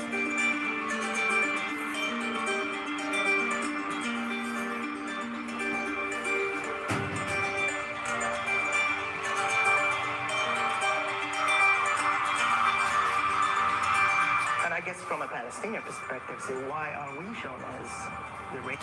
If you ask the UN, they have ample evidence of Palestinians and Lebanese being raped, sodomised by Israeli jailers. Why the Palestinian was presented as the rape? Is it more palatable to see a Palestinian than an Israeli? Hardcore jihadis right here in Germany. They're a threat to both countries.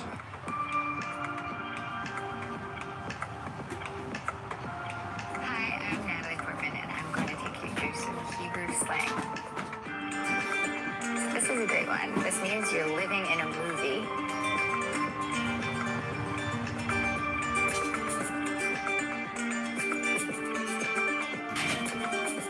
Afa alayich, or afa alecha, which means in English, flying on you. And basically, when you say afa alayich, it means that I love you so much. Ani afa alayich. So, ani afa alecha.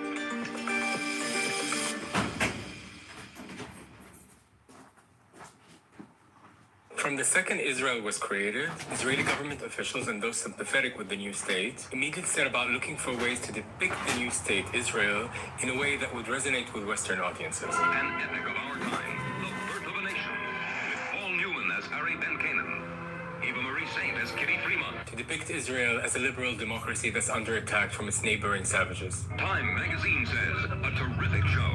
You heard what I said! Fight! Not beg! Fight! And what better tool to project that image other than Hollywood, the entertainment capital of the world? Because when you watch entertainment, you're not on high alert.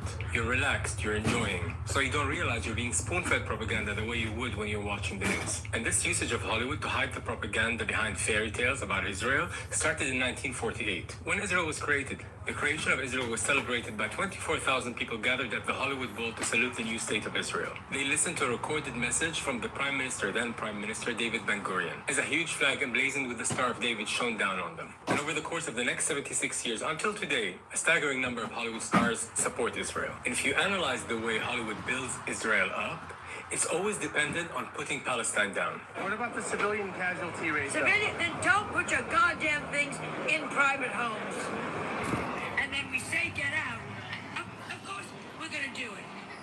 The response normally is where the civilian's supposed to go. I don't care. They started it. You're all insane. It's like the only way they can praise Israel is by demonizing Palestinians. Like, it doesn't exist without having an enemy. Selena Gomez tweeted a pro-Gaza. Oh, let's see if she can spell Palestinian. And that messaging is most effective when it's done subliminally. In movies and TV shows that are not related to war. In comedies and lighthearted stuff. Because again, propaganda works best when you don't suspect that you're being propagandized into doing something or believing something. Take, for example, those satire mockumentary movies by Sacha Baron Cohen, who, by the way, is a hardcore Zionist, with strong ties to Israel's national security state. Let's take a look at his movie Bruno. There was still one shithole left to fix. My plan was to get both sides to sign a peace deal. Bruno was supposed to be about exploring the world of homophobia. And of course, naturally, Sasha wanted to explore homophobia in the radical Islamic Middle East. Because when you're trying to liberate, that's what they're trying to do. I love your hat. Right. So naturally, when Sasha was casting characters for his film Bruno, he consulted with his casting director, the CIA. I shit you not. He said this on Letterman. You know, when we were making this film, we wanted it to be better than Borat, and we thought, what could people see that they'd never seen before on film? And we thought one thing would be a comedian interviewing a terrorist. So we showed the script, you know, the outline of the script to the studio, and they said, oh, this is great, who's going to play the terrorist? And we said, no, we're going to find a real terrorist. Now, it's not that easy to find an actual terrorist. There's no Craigslist in Beirut, for example. So we called up a contact we had at the CIA and said, can you help us? We're looking to find a terrorist. Bruno has a contact at the CIA. Bruno doesn't. I need somebody who did. And the CIA then found him a Palestinian that they labeled as a terrorist to use as a character in his movie about homophobia. Al-Qaeda Assault 2001. What I find very interesting is this direct, casual access of a filmmaker to the CIA. Like, can you imagine I call the CIA as a filmmaker wanting them to help me research something? What the fuck? As if the CIA exists to improve storytelling around the world. Yeah, that's why they're doing it. They're consulting with him on character development and pacing and story structure. The fact that you're working with the CIA for your movie... And later on, we're going to talk about how Hollywood promotes the war on behalf of the U.S. security apparatus, the CIA, the Pentagon, and the NSA. But for now, let's get back to this racist, masquerading as a comedian. Can I give you guys a word of advice?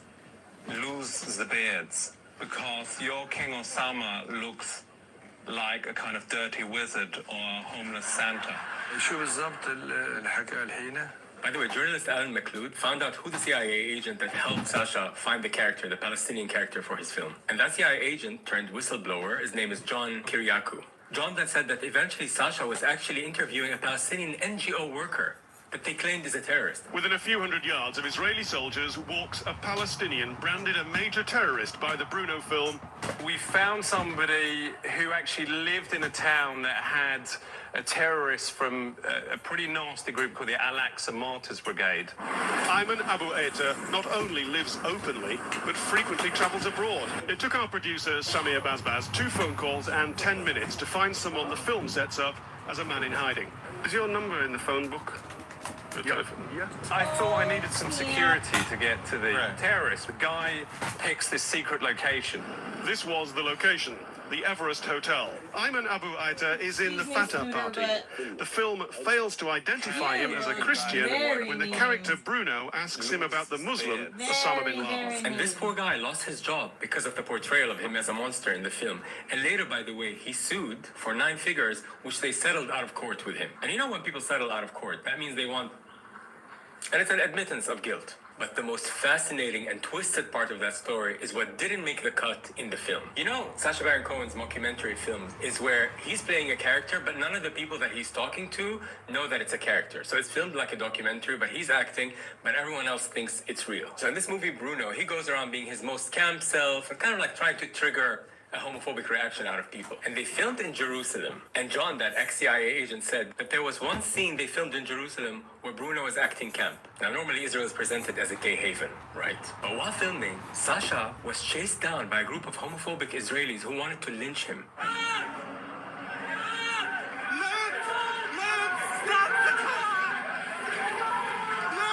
And according to the ex-CIA agent, this was the first time that Sasha broke character while filming. He was begging them, talking to them in Hebrew, saying, I'm playing a character, this is not me. And they still wouldn't let him go. They chased him down, he found a shop, and he hid in the toilet to avoid being beaten up by these guys. This is Israel, the gay haven. So if Sasha wanted to make a film that explores homophobia, wouldn't this footage be gold? Like it's documentary gold. You got the most homophobic reaction. But that wasn't included in the film because it doesn't fit the narrative that Hollywood tries to paint about Israel. Israel can never be the butt of the joke. It has to be Palestinians.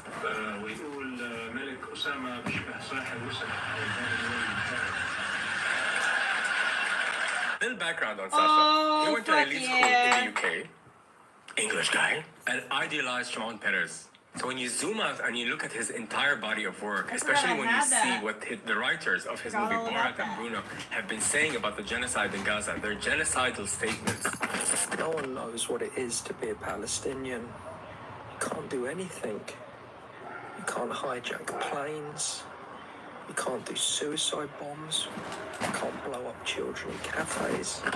The theocratic Islamic Republic of Iran, run by insane Islamic fundamentalist lunatics, the Muslim racists and the hard left idiot racists.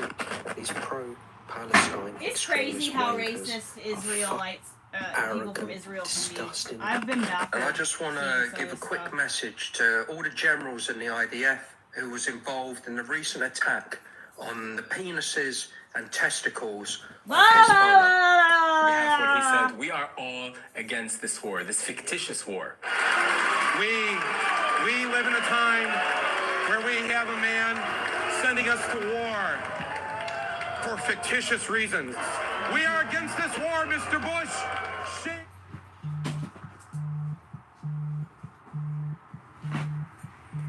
Da-dum, da-dum, da-dum. Hello? Hey. Oh, it's good. It's great. I got the whole table cleared out. I was waiting for you to come home to like disassemble the wood parts because this wood looks really good. So I'm not doing that. I didn't. Just scrape it clean. Yep, I got it already. And then I've already like gotten I've like really gone in hard on the carport. And so I'm like kind of like just taking away empty, useless space is what I'm doing. So like I know in my stuff that I have, you know, like a bunch of shit that's like just put together that like I clean my desk off just real quickly or whatever. And it's just like useless space. So I'm just condensing things that look alike and that are obviously the same and go together. And also I'm making it a point because I know how you have some of your brother's stuff and like anything that I see that looks like I'm not touching that kind of stuff. You know what I mean? Like I'm just making sure to put it. That's what I'm doing. That's literally what I'm doing. But I'm making sure that like if it looks like it's from the 1980s, it all goes in the same general area because you'll be able to go through it and say, okay, well, this is mine and this is my brother's. I'm basically doing for you what I would want someone to do for me. So like when you walk in here, all you have to do is go, oh sweet, there's that. Okay, well and then you can take literally everything that's here and put it away. Like, or I can put it away. You can say, oh, but this goes here and this goes here and these things go here, and you know, like, oh cool, there's that. And then everything for that part is together. So I'm like, when I find things that go together, I'm putting them together. You know, like I found some like posts for water hoses, like drip lines or whatever. I found like, so I'm just finding random pieces for that kind of thing, and I'm putting it all together. And then I'm finding like anything that's like electronic, like obviously like a breaker box or like a power box. It's all going together. Anything that looks like it goes with propane is going together. So.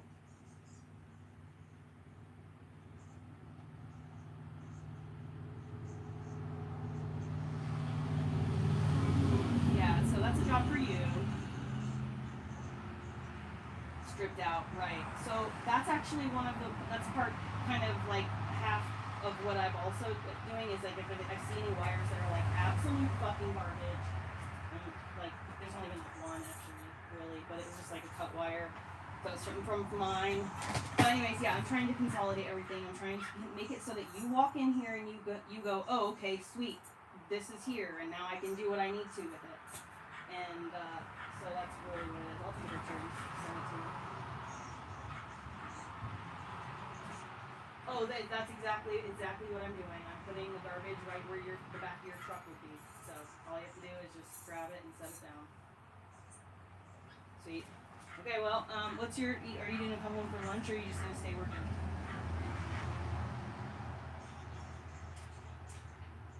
Oh yeah, that's right, I forgot. Okay, what time? Yeah, it's already like almost noon. Okay, well. Okay. Dude, I found my badass mortar and pestle. We're gonna be having some salsa and some, what is that shit called with the green stuff? Or you crunch up kind? No, not guacamole, the other kind of green stuff. The stuff you put on pasta. Yes, that stuff. Yes. Yeah, homemade. Because it doesn't taste right when you use the blender. It tastes only good when you use the giant mortar and pestle. I'm really excited. I'm so excited. I mean, I bought it and then it just went in storage, and literally it's been in storage for 4 years. So, yes. Yeah, that's another thing is I'm trying to go through my shit and condense it down too, and get rid of things I can throw away while you're doing the dump run. So that's also just want to try to get rid of everything that I can. Okay, well I'll see you soon. Bye.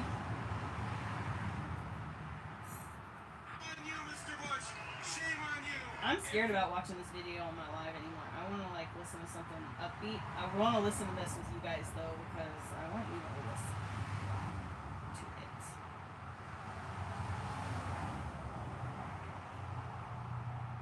But we didn't miss it. Everybody just wasn't listening when they were trying to tell you that Diddy was back.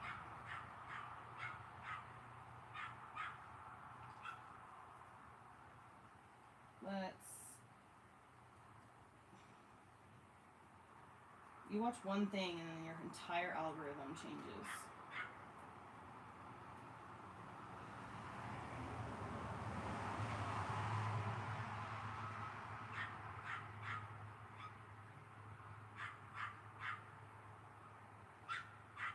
Let's see. Wow, they're really just gonna fuck me like this, huh?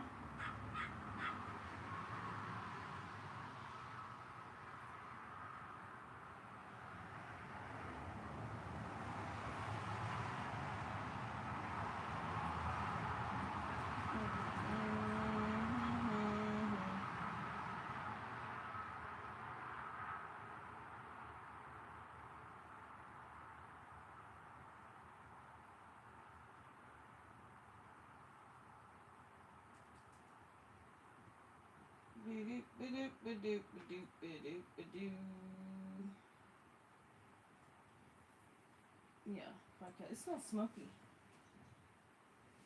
It don't look smoky.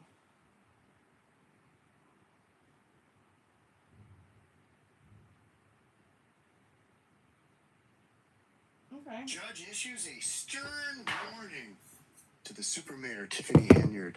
She's out of line. She's violated a temporary restraining order.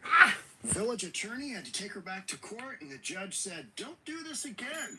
Let's get into it. Here we go. Judge issues God warning dang it, to Tiffany Heather. Henyard.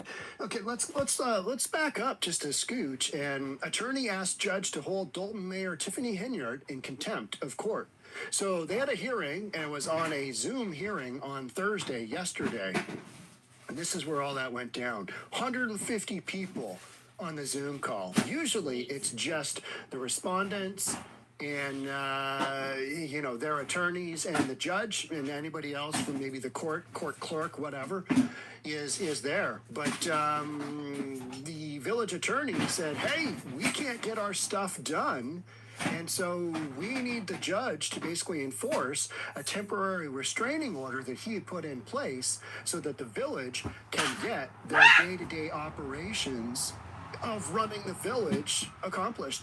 Dysfunction in Dalton spilled into Cook County courtroom where a judge was asked to hold Mayor Tiffany Henyard in contempt for allegedly meddling in village operations even after being warned not to.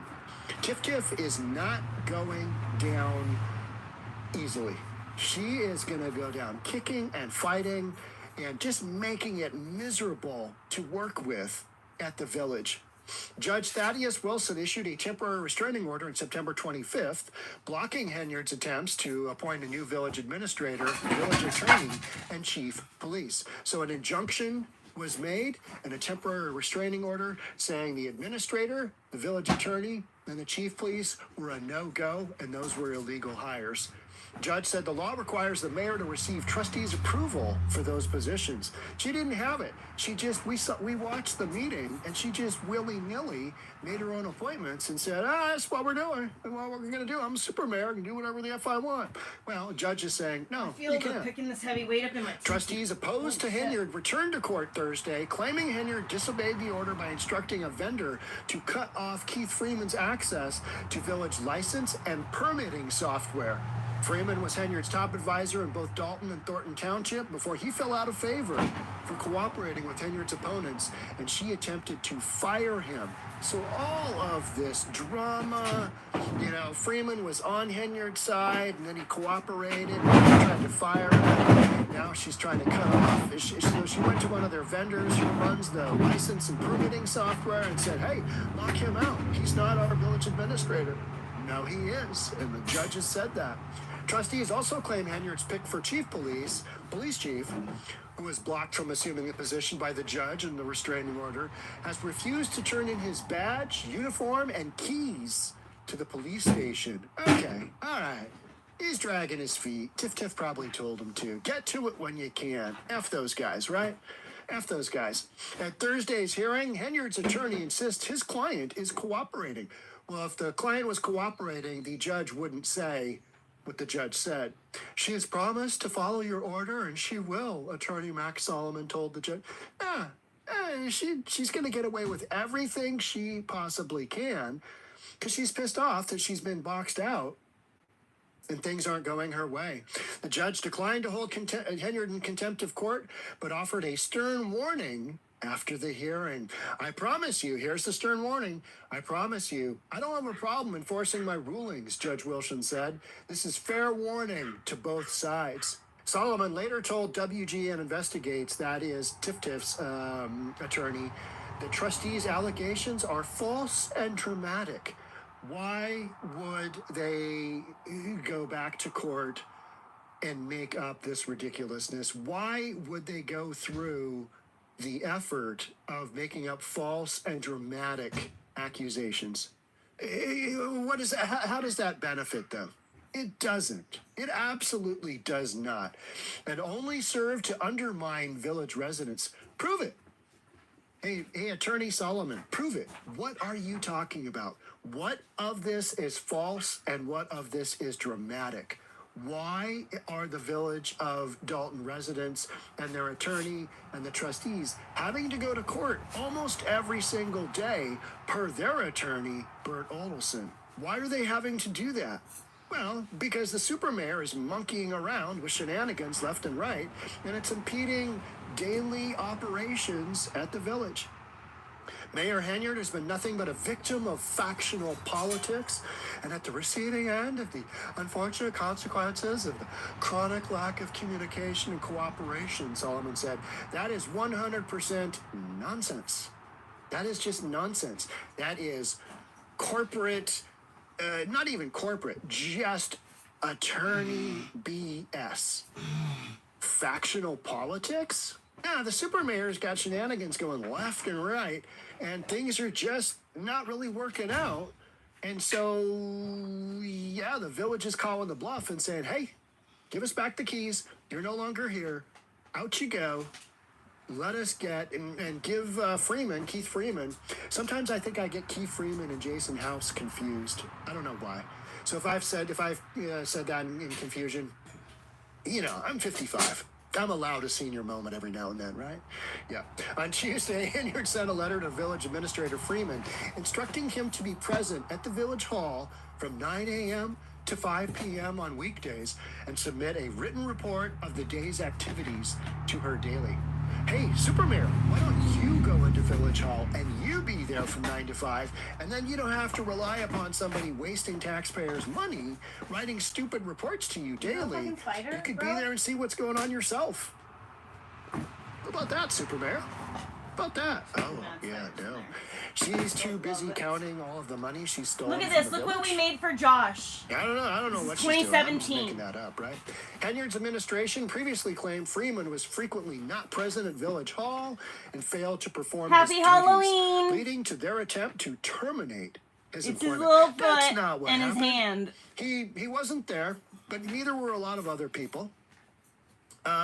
He had some issues. He had, got a little bankruptcy fraud going on. So cute, isn't that and cute? Then, what happened is everybody should make one. He knows the ins and outs of the village, and then he kind of turned and he started working with the FBI. Is my total guess of what happened. Started working with the village.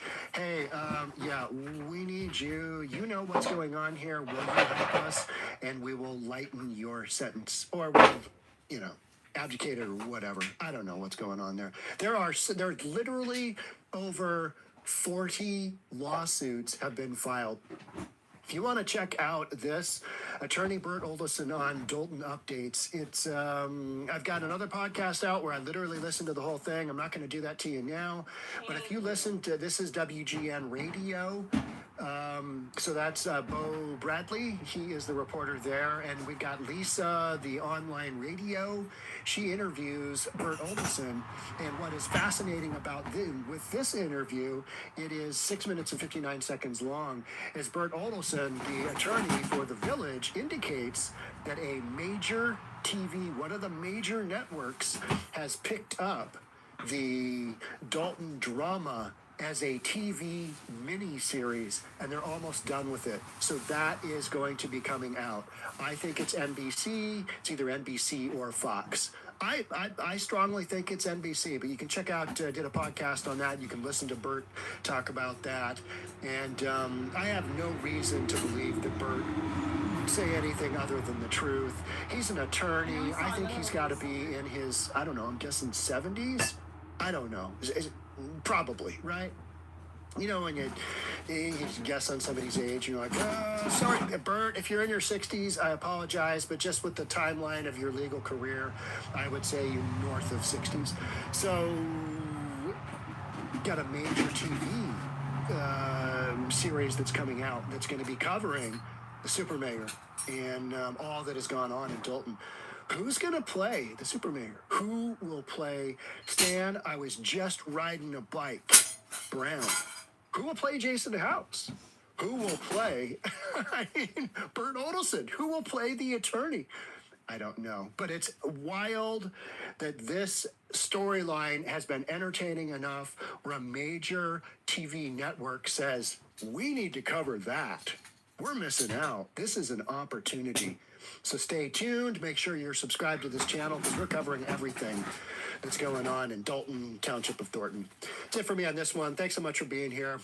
I'll see you in the next one. Bye for now.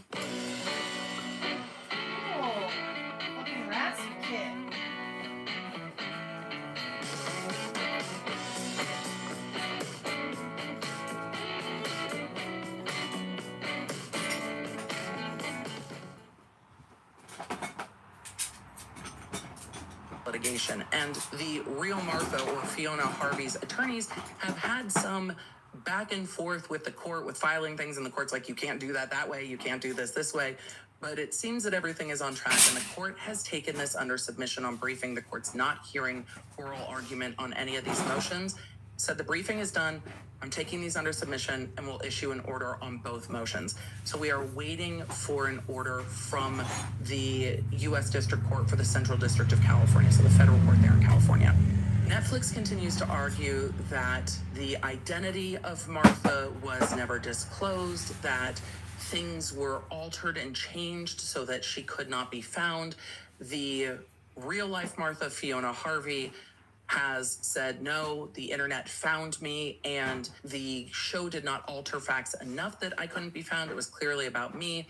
Netflix has pointed out that when Fiona Harvey did an interview with Piers Morgan, she said, it could never be me. This could never be me. That's not me. I didn't do these things, so that's not me, which Netflix has highlighted again and again.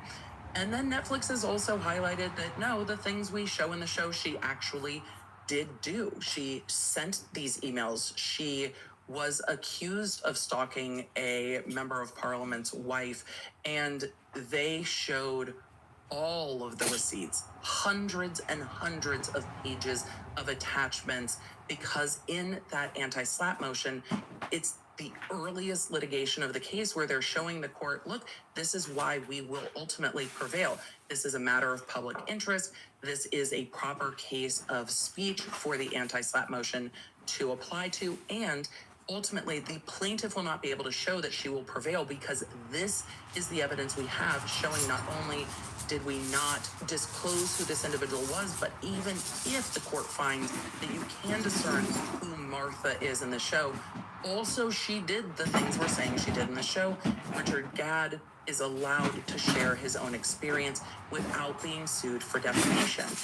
And this is what anti-SLAPP was really considered for, so that someone sharing their experience, their story, can't be sued and silenced by someone else saying, no, you can't sue me for defamation, and then waiting them out in hundreds of thousands of dollars of litigation and forcing them into silence by outspending them in litigation. We see it in a little different way here because Netflix is the defendant, but also the party who arguably has substantially more resources at their disposal. So Netflix is trying to get it dismissed one way or the other. Real Life Martha is saying,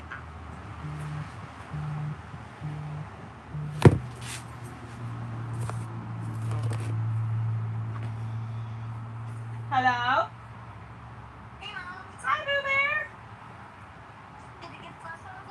Huh? No, not yet. It's been a nightmare. I'm trying to clean out the carport right now. Go on the live.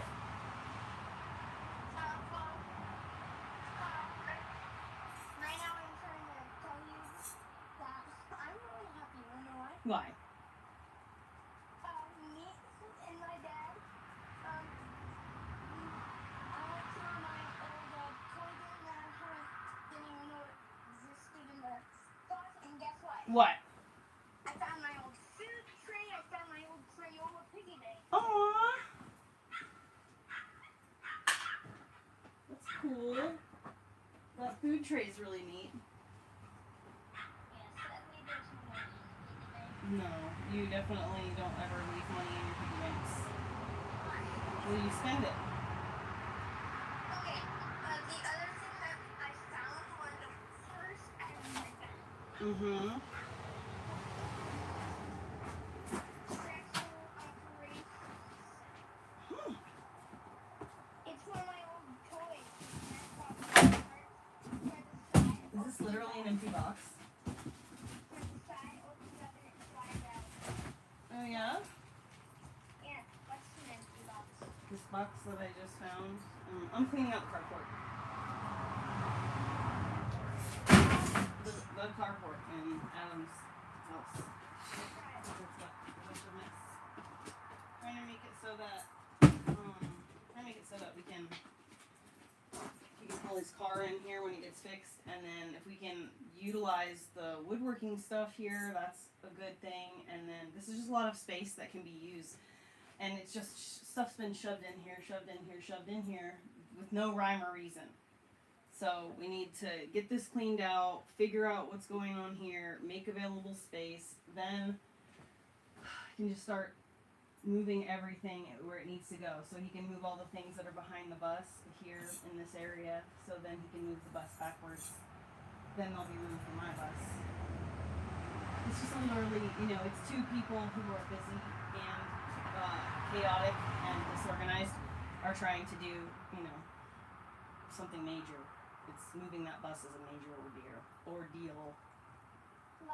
Mom, that last night when we were on the phone, remember that? Yes. We were talking about the old 2004 August. Yes. Well, we got in my end. Well, there's 14 configurations. Oh, really? Yeah, there's 14. I found a car toy. I'm going to see if Adam will let me give it to you, but it is a 1976 Hot Wheels car. Can I see it? Can you turn on video? We'll go on the live stream. Oh, I love battery. Yeah, hold on. Are you using your new iPhone 16? To talk to you, yeah. You are? Yeah. Okay, that's I have to ask his permission though, so I put it in my pocket so I'll remember. Wait, I have lunch. red line around the wheel? I don't know, babe. The colors are like,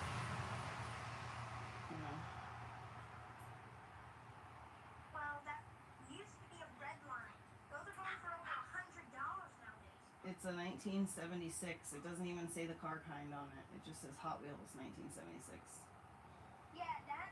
But it's not in good shape, baby. It's like been crushed and stuff like that, which is why he may be willing to part with it. But I have to ask his permission first. But I shouldn't have even told you about it, but I couldn't resist because it's so cool. And I thought of you. You might find more in that. Maybe. Oh shit. All right. Hey, let me get off the phone. Let me get back to work. Okay. I'll call you back in a little bit around when maybe Adam gets here and I can take a break. Okay. I love you. Me too. Talk to you soon. Bye. Absolutely no way. And the fact that they put in the show the euphemism "my curtains need hung badly" allowed people to go out there and find that someone named Fiona Harvey had made the tweet directed at Richard Unit would be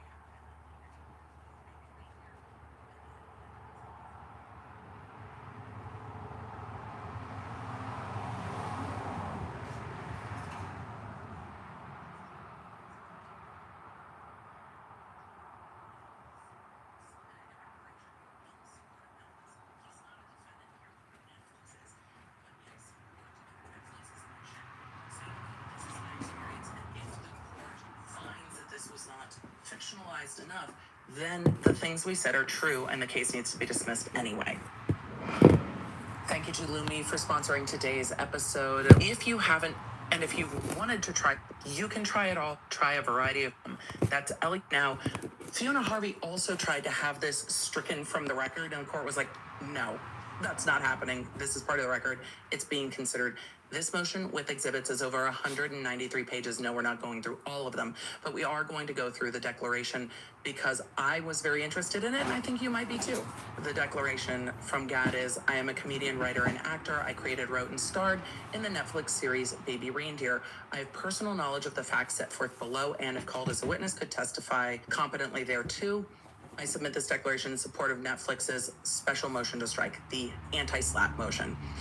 I have written and starred in several original theater shows, including Cheese and Crack Wars, Breaking Gad, and Waiting for Godot, which all have debuted at the Edinburgh Fringe Festival from 2013 to 2015 and went on to have successful runs at London's Soho Theatre. The Edinburgh Fringe Festival is one of the largest performing arts festivals in the world. It occurs annually in Edinburgh, Scotland, and showcases artists of every genre of live performance. In 2016, I wrote and starred in Monkey See, Monkey Do, which won the Edinburgh Comedy Award for Best Comedy Show. It went on to have several sellout runs at the Soho Theatre, toured the United Kingdom, and was broadcast on Comedy Central in 2017. He goes on to talk about Monkey See, Monkey Do, and what that was like, and how it was written, and that it was a fictionalized account of real life experiences. He said he wrote and starred in a theater production of Baby Reindeer, which premiered at the 2019 Edinburgh Fringe Festival and won the Scotsman Fringe Festival Award for New Writing and a Stage Award for Acting Excellence. Like the series, the show centered on an encounter with a stalker named Martha and addressed stalking, sexual assault, obsession, self-delusion, self-destruction, and self-discovery. I used real trauma as the basis for Monkey See, Monkey Do and Baby Reindeer while creating characters, scenes, dialogue, and dramatic devices to support the fictionalized story. In other words, although these stage productions were emotionally true and based on real events in my life, they dramatized people, places, things, and events to tell a story. The series, which was released on Netflix April 11th, 2024, is based on aspects of the Baby Reindeer stage production. The series reprises characters, scenes, and dialogue from the theater version and is a continuation of my exploration of abuse, manipulation, exploitation, identity, sexual identity, self-loathing, self-destruction, and self-discovery. My personal struggles with sexual identity and experiences with abuse, harassment, and stalking inspired me to write and star in the theater version of Baby Reindeer and subsequently the series. The series is a dramatic work. It is not a documentary or attempt at realism. While the series is based on my real life and real life events and is at its core emotionally true, it is not a beat-by-beat recounting of events and emotions I experienced as they transpired. It is fictionalized and not intended to portray actual facts.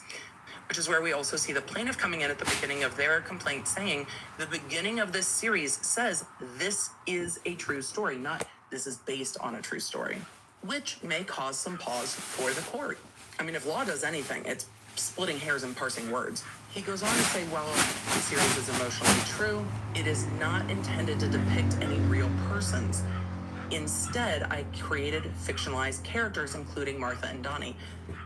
Again, the thing that's going to be hard with this is he lines out all the emails, and some of them are recreated almost exactly. So even though he's saying this is all fictionalized, it's some fictionalized, some real. And where is the blending of real and fictionalized going to become a problem? Is this a case closer to it being more fiction? Or is this a case more akin to the college admissions scandal? However, in the college admissions scandal, there was a lot of forewarning that these situations and circumstances between defendants depicted, parents depicted, were different, where here the default is this is true. But I think there's a tension in the argument for Netflix saying this is all fictionalized, but also it's true and we stand by what we said. That is a difficult both sides argument to make. They go on to then talk about the goal behind the characters as storytelling devices, and then he gets into his real-life experiences with Fiona Harvey. In 2014, I met Harvey at the pub where I worked at the time, the Howley Arms. I noticed that Harvey looked distressed and offered her a cup of tea on the house. For any of you who've watched Baby Reindeer, that's exactly what happens. It's interesting because in all these motions, they filed an affidavit from the supervisor at the bar talking about how difficult and scary this period of time was working at the bar. Again, kind of lining up with the show. It goes on to say, on noticing each other's accents, we engaged in what I took at the time to be a friendly conversation and discussed our common Scottish heritage. Following that first meeting, Harvey subsequently stalked and harassed me throughout 2014 to 2017. She frequently appeared at the pub. It quickly became clear that she had memorized my shift pattern by hanging around the pub constantly. She would then arrive just before my shift started on most days I was working and sit at the end of the bar, which is depicted in the show. She would also call the pub constantly on days I was not working to check if I was in. This went on for a very long period of time. Sometimes she would stay my entire shift. Other times she would stay a few hours. Sometimes she would just sit and say something and abruptly leave. Harvey's behavior quickly grew concerning for me. What started out as someone sitting at the end of the bar and chatting most days turned into her directly impacting my ability to work, injecting as I tried to serve tables, and talking to most customers I served at the bar. She would often try to engage with me by repeatedly trying to make jokes or banter. She would tell customers of the pub that I was a comedian and sometimes adopted smutty innuendos to try to embarrass me in front of staff. At first, I engaged with Harvey and her jokes, viewing her as harmless, but it soon became exhausting, and I quickly grew frustrated at her continual and unrelenting presence in my work life. Again, lines up fairly closely with the show. It goes on to say when Harvey was around, I had my guard up. There was a particularly intense period of time when Harvey often attempted to touch me inappropriately and sometimes sexually. Harvey pinched and touched various parts of my body, including my bum, and was generally very quote unquote handsy towards me. The attention was unwelcome, and I found myself constantly trying to dodge Harvey's advances and unwanted physical contact while serving tables. I did ask Harvey to leave me alone and to refrain from making advances towards me on several occasions. However, she ignored my requests, and as with her wider behavior, she was persistent and relentless. Around March 2015, she became increasingly hostile towards me and others at the bar. Matters escalated when I confronted her in the pub for falsely telling one of the regulars that we had sex, which she took badly. On one occasion, Harvey mentioned to a customer at the bar a bad review about me, which she had seen online. I retorted by referring to news coverage I had seen regarding Harvey's harassment of a former member of parliament, Jimmy Rye, and his wife, Laura. She briefly left the pub. Again, this plays out in the show pretty close to what's being said here. It says she briefly left the pub. When she re-entered, I was sitting on a wood chair in the corner to the right of the bar, crouched down by the condiments cupboard, marrying up the ketchups. Harvey came behind the bar to where I was standing and shoved me in the back of my neck. I turned to find her chastising me while pointing in my face. I remember that she referred to the comedian Frankie Boyle's mouth having got him into trouble, and she said that my mouth would get me into trouble too. She was furious, and I found her demeanor intimidating. I remember quickly apologizing out of fear she was going to hit me, as well as embarrassment at the fact that a number of customers nearby were looking over. She subsequently stormed out of the pub and repeated that my mouth was going to get me in trouble as she left. The interaction was threatening, but I was also embarrassed and angry that she had affronted me in such a physical and public manner. As matters escalated, Harvey's visits to the pub became increasingly intense. At times I would hide in the basement or on the balcony in hope that she might grow bored and leave. I was scared of Harvey and what she might be capable of, particularly having seen articles about her behavior towards the rise online. A lot of the staff were intimidated by her too and tried to adopt different measures to get her to leave me alone so as not to escalate things further. For example, staff would tell her that I was not working, so she would leave or pretend that I had left. Nothing deterred her. And I remember long shifts where I would sit out on the balcony or in the basement for hours waiting for her to leave. I imagine that had some substantial financial impact if tipping is part of pay. The way it is so much in the US, it might not be as much of a factor, but having to sit out a work shift because someone is stalking you in your workplace is horrific. It goes on to say that Harvey sometimes waited outside the pub for me to finish work. She followed me around town, sometimes very close to where I live, and she attended many of my comedy and theater performances.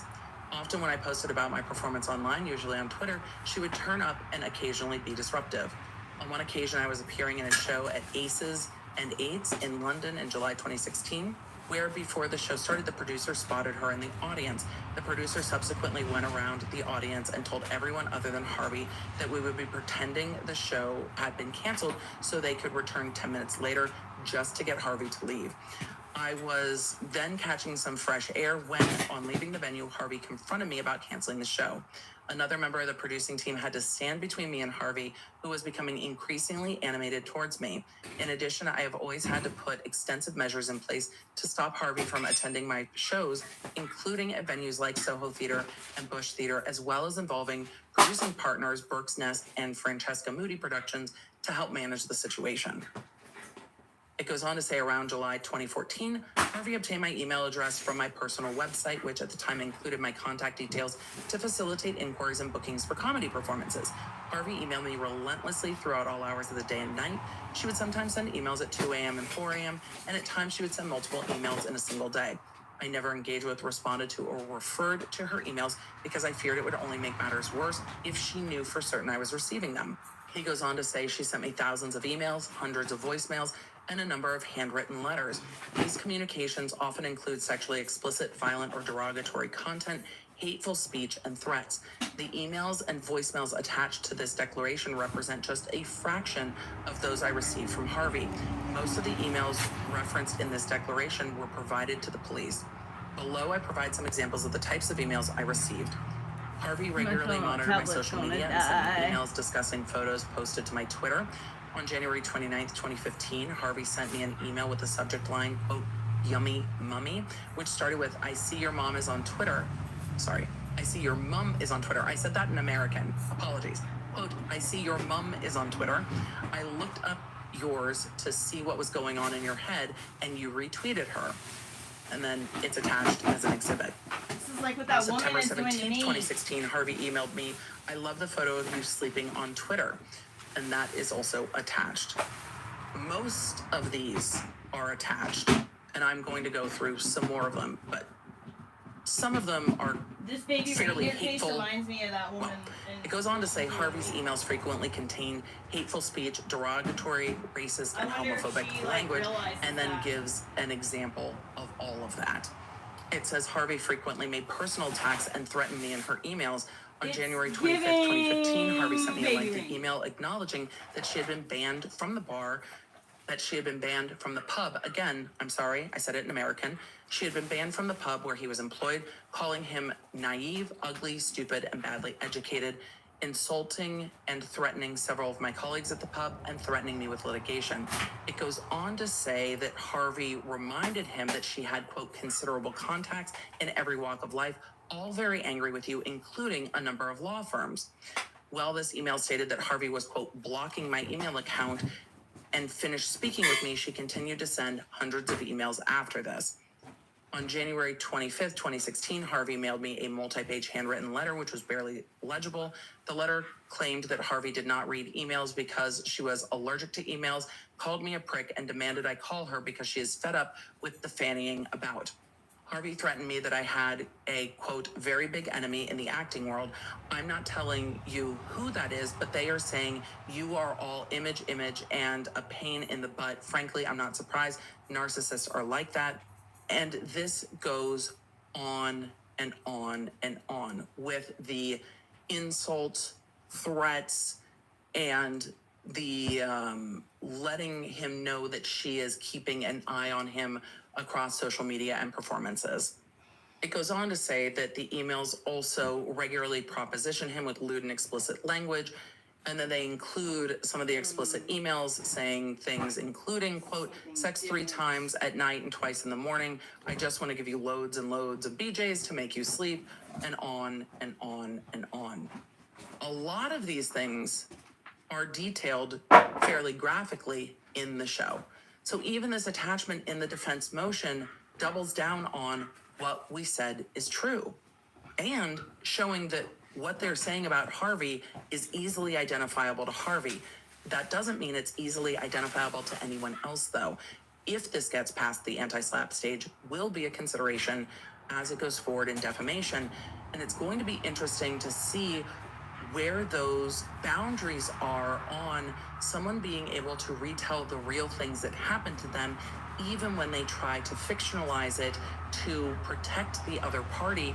Is that going to be the right tack? Or will lawsuits like this say, you know what, if you try to change names and modify things so the individual's not as readily identifiable, you're going to get sued. So if you're going to get sued either way, maybe the best option for parties is to say, these things are true and this is who did it.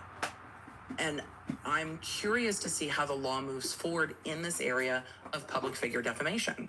And then how the law perceives Fiona Harvey and if she is a public figure or not, because we have to look at what happened before the Netflix series. But did her inserting herself into this and going on to Piers Morgan make her a public figure in connection with this? Did she create that problem for herself by coming forward and saying, hey, this is me. Also, the show doesn't depict me. Also, I never did those things, but also this is me, but also it's not true. It then gets to telling the court that once Harvey obtained Gad's phone number, she began calling and leaving hundreds of voicemails, that he did not record all of the voicemails, but have hours of voicemails from her recorded and still is in possession of, that the voicemails include graphic details about sexual exploits, stories, STDs, threats against Gad, his family, his coworkers, and about other victims of Harvey's stalking and harassment. It said over a few days in September 2016, Harvey left hours of voicemails. As soon as my voicemail box cut her off, she would immediately call back and leave another voicemail. During this string of voicemail, Harvey profusely insulted me, calling me a bipolar alcoholic and claiming the whole of Glasgow hates me and has an axe to grind. She made threats against my family and threatened to sue him and shut down the pub, stating that she had the power to do so. She stated that she had access to police files, that she claimed undercover police officers, drug dealers, lawyers, ex-lawyers were all after me, and that the comedy industry hated my guts. And then she started with threats of physical violence, graphic physical violence. On September 17th, 2016, he said he emailed the police, informing them that Harvey again left hours of voicemail and prepared a document outlining the threatening and aggressive messages from the voicemails. Is this what I should do? Is make a movie about Says it? he coordinated with the police to hand off an SD card And with then the if, voicemail like, recording September 19th. She gets mad and tries to also sue me over the On movie September I make. 19th, Then I 2016, can maybe Harvey left me finally get another some string of justice. voicemails, during which she claimed to have information on my family and warned me not to speak to the police, claiming she was so angry at me, shutting my mouth off. In this voicemail, Harvey claimed to know 100,000 lawyers and threatened me, quote, "You're not as bright as you think you are. I'm not 2 steps ahead. I'm 25,000 steps ahead of you." She said that she would create World War III over a sketch referencing my comedy shows. Gad also outlines his consistent reach out to police regarding Harvey, and the police told him that they were aware of Harvey because of a prior incident in London with the MP, and that was also depicted in the show. Thank you to today's sponsor, Shopify. Shopify supports the Emily Show and all of my content, and they support the Law Nerd shop, which I made on Shopify. When y'all were like, let's have some Law Nerd merch, Shopify makes it incredibly easy to get a shop up and running no matter what you want to sell and no matter how you want to sell, whether you're selling in person, online, or a combination of the two. And it's no wonder, because Shopify has the #1 checkout on the planet, and they let you use Shop Pay, which I have on the Law Nerd shop, and I also use it when I'm shopping around the interwebs. So whether you're just getting started or whether you're looking for a more robust way to run your store, Shopify is ready to help you upgrade your business. And you can do that and get the same checkout that the Law Nerd shop has with a Shopify trial. Sign up for your $1 per month trial at shopify.com/lawnerd. Remember, that's all lowercase. Go to shopify.com/lawnerd to upgrade your selling experience today. That's shopify.com/lawnerd, and you'll start hearing this sound soon. So let's get back to today's episode. Gad goes on in his affidavit to line out the persistent and continued stalking, harassment, and threatening voicemails, emails, which is why this is 193 pages. It then gets to Harvey coming forward. And he says, throughout the process of writing Baby Reindeer and the series, I intentionally did not refer to Harvey by name in any way. When viewers began speculating about the real-life inspirations for various characters, I urged them to stop. For example, attached as Exhibit 61 is a copy of a screenshot of my Instagram story dated April 23rd, 2024, in which I urge viewers to stop speculating. I never intended the series to identify any real person as Martha Scott, including Harvey. Martha Scott is not Fiona Harvey. Like all characters in the series, Martha is a fictional character with fictional personality traits that are very different from Harvey's. Harvey identified herself to the press as Martha after 3 or 4 other people previously had falsely been identified as Martha by members of the public, which is interesting because the public said, oh, it's got to be this person. Oh, it's got to be that person. Oh, maybe it's this other person.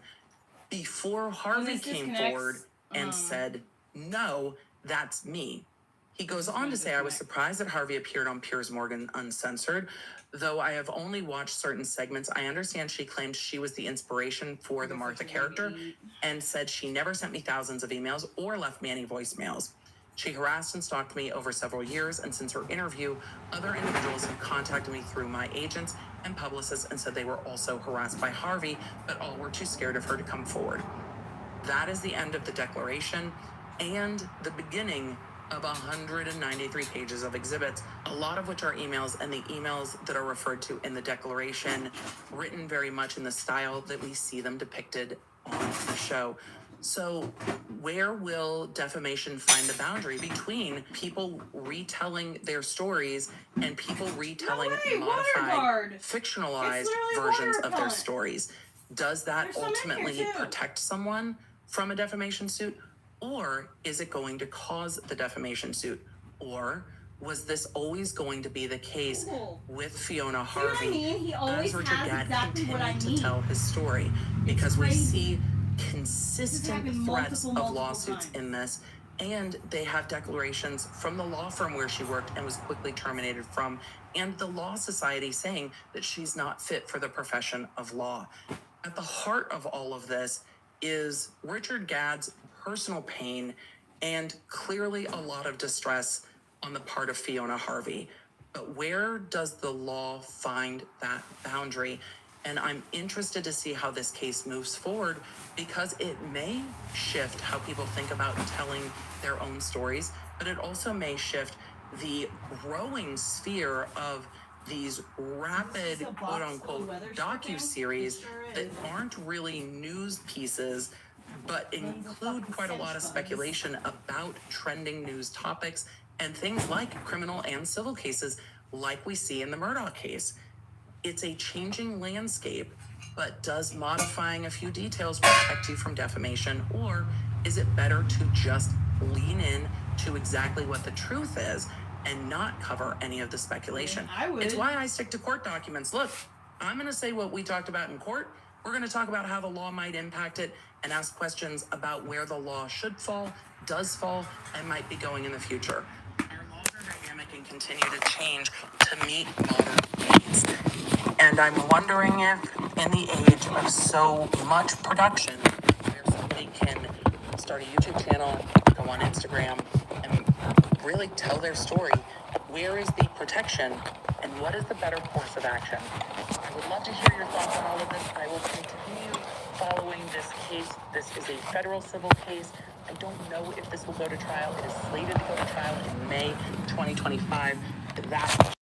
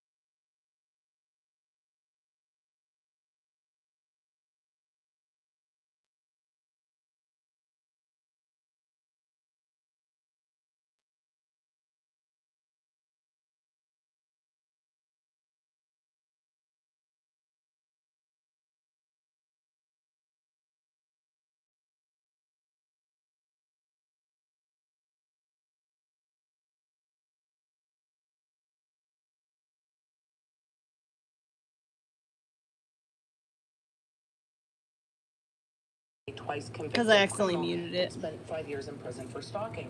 The court said this is a true story at the beginning. My elbow of the hurts. show on Netflix could lead a reasonable viewer to believe that these things are all truthful and based in reality, and that because it was easy enough to find who Martha is, because the way Martha is depicted in the show is so closely tied to who Fiona Harvey is, that is part of the story. This is not drama traumatized, but the defamation claim stands. And the twice convicted criminal, the court goes on to say that it is a far difference between stalking and being convicted of stalking and spending time in prison. The allegation that she stalked a police officer, the violent attack in the pub, there is discrepancy over whether or not there was a smashed glass bottle and eye gouging and what have you. So the court said there is room for this on the anti-SLAPP and the motion to dismiss to go forward for a finder of fact to determine where the difference is, but it is not clear to the court that the defendant Netflix would win on the defamation causes of action for the anti-SLAPP motion. The court also went through a pretty detailed analysis of whether or not Fiona Harvey was a public figure or could be a limited public figure, and the court said that it may be the case, and so also evaluated actual malice for defamation regarding a public figure, and did find that stating based on a true story when you know it is not true can imply a reckless disregard for the truth. The court specifically notes that, quote, according to the Sunday Times, defendants insisted on... Hello, guys and gals, me, Mudahar, and today we're looking at the curious, very evil case of P. Diddler, P. Diddles. Now, you might be like, whoa, who's that, Muda? Well, the real name is Sean Combs, but you might know him as P. Diddy, Puff Daddy, whatever. Ladies and gentlemen, he's a man that pretty much needs no introduction in the world of hip-hop and the world of music, really. A man that has several businesses, putting him near billionaire status, okay, if not actually a billionaire. Number might have dropped recently, but we'll get to that later. He's a guy that literally has been the subject of numerous lawsuits, and as of last month, the guy literally got arrested, ladies and gentlemen, over some serious trafficking charges.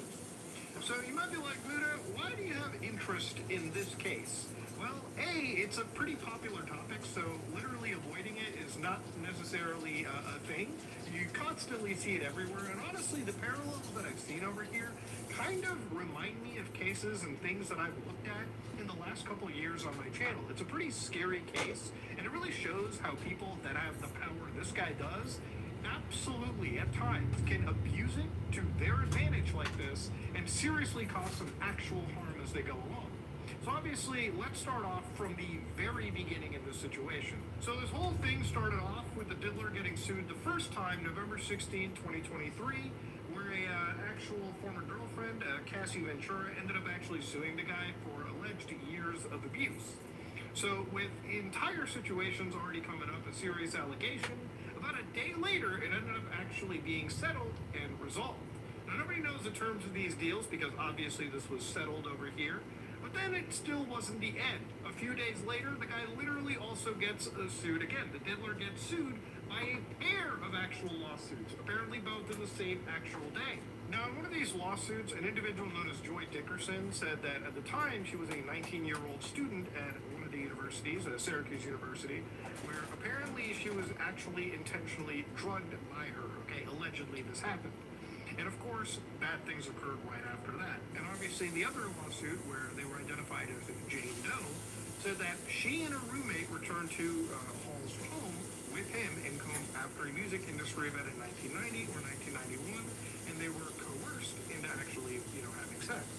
So it is an insanely a wild situation to witness, right? Like, multiple lawsuits end up coming out, and obviously it's because of this, like, he has to make some statement, and the statement pretty much involved in him going, listen, obviously I, deny every allegation over here, and that's pretty much how things had moved forward. Obviously that's what somebody's going to do in this situation, because admitting any wrongdoing is seriously opening yourself up to getting screwed, not just by this one lawsuit, but maybe possibly other lawsuits down the road. It's what you expect anybody in his situation or in his, wealth class to kind of do.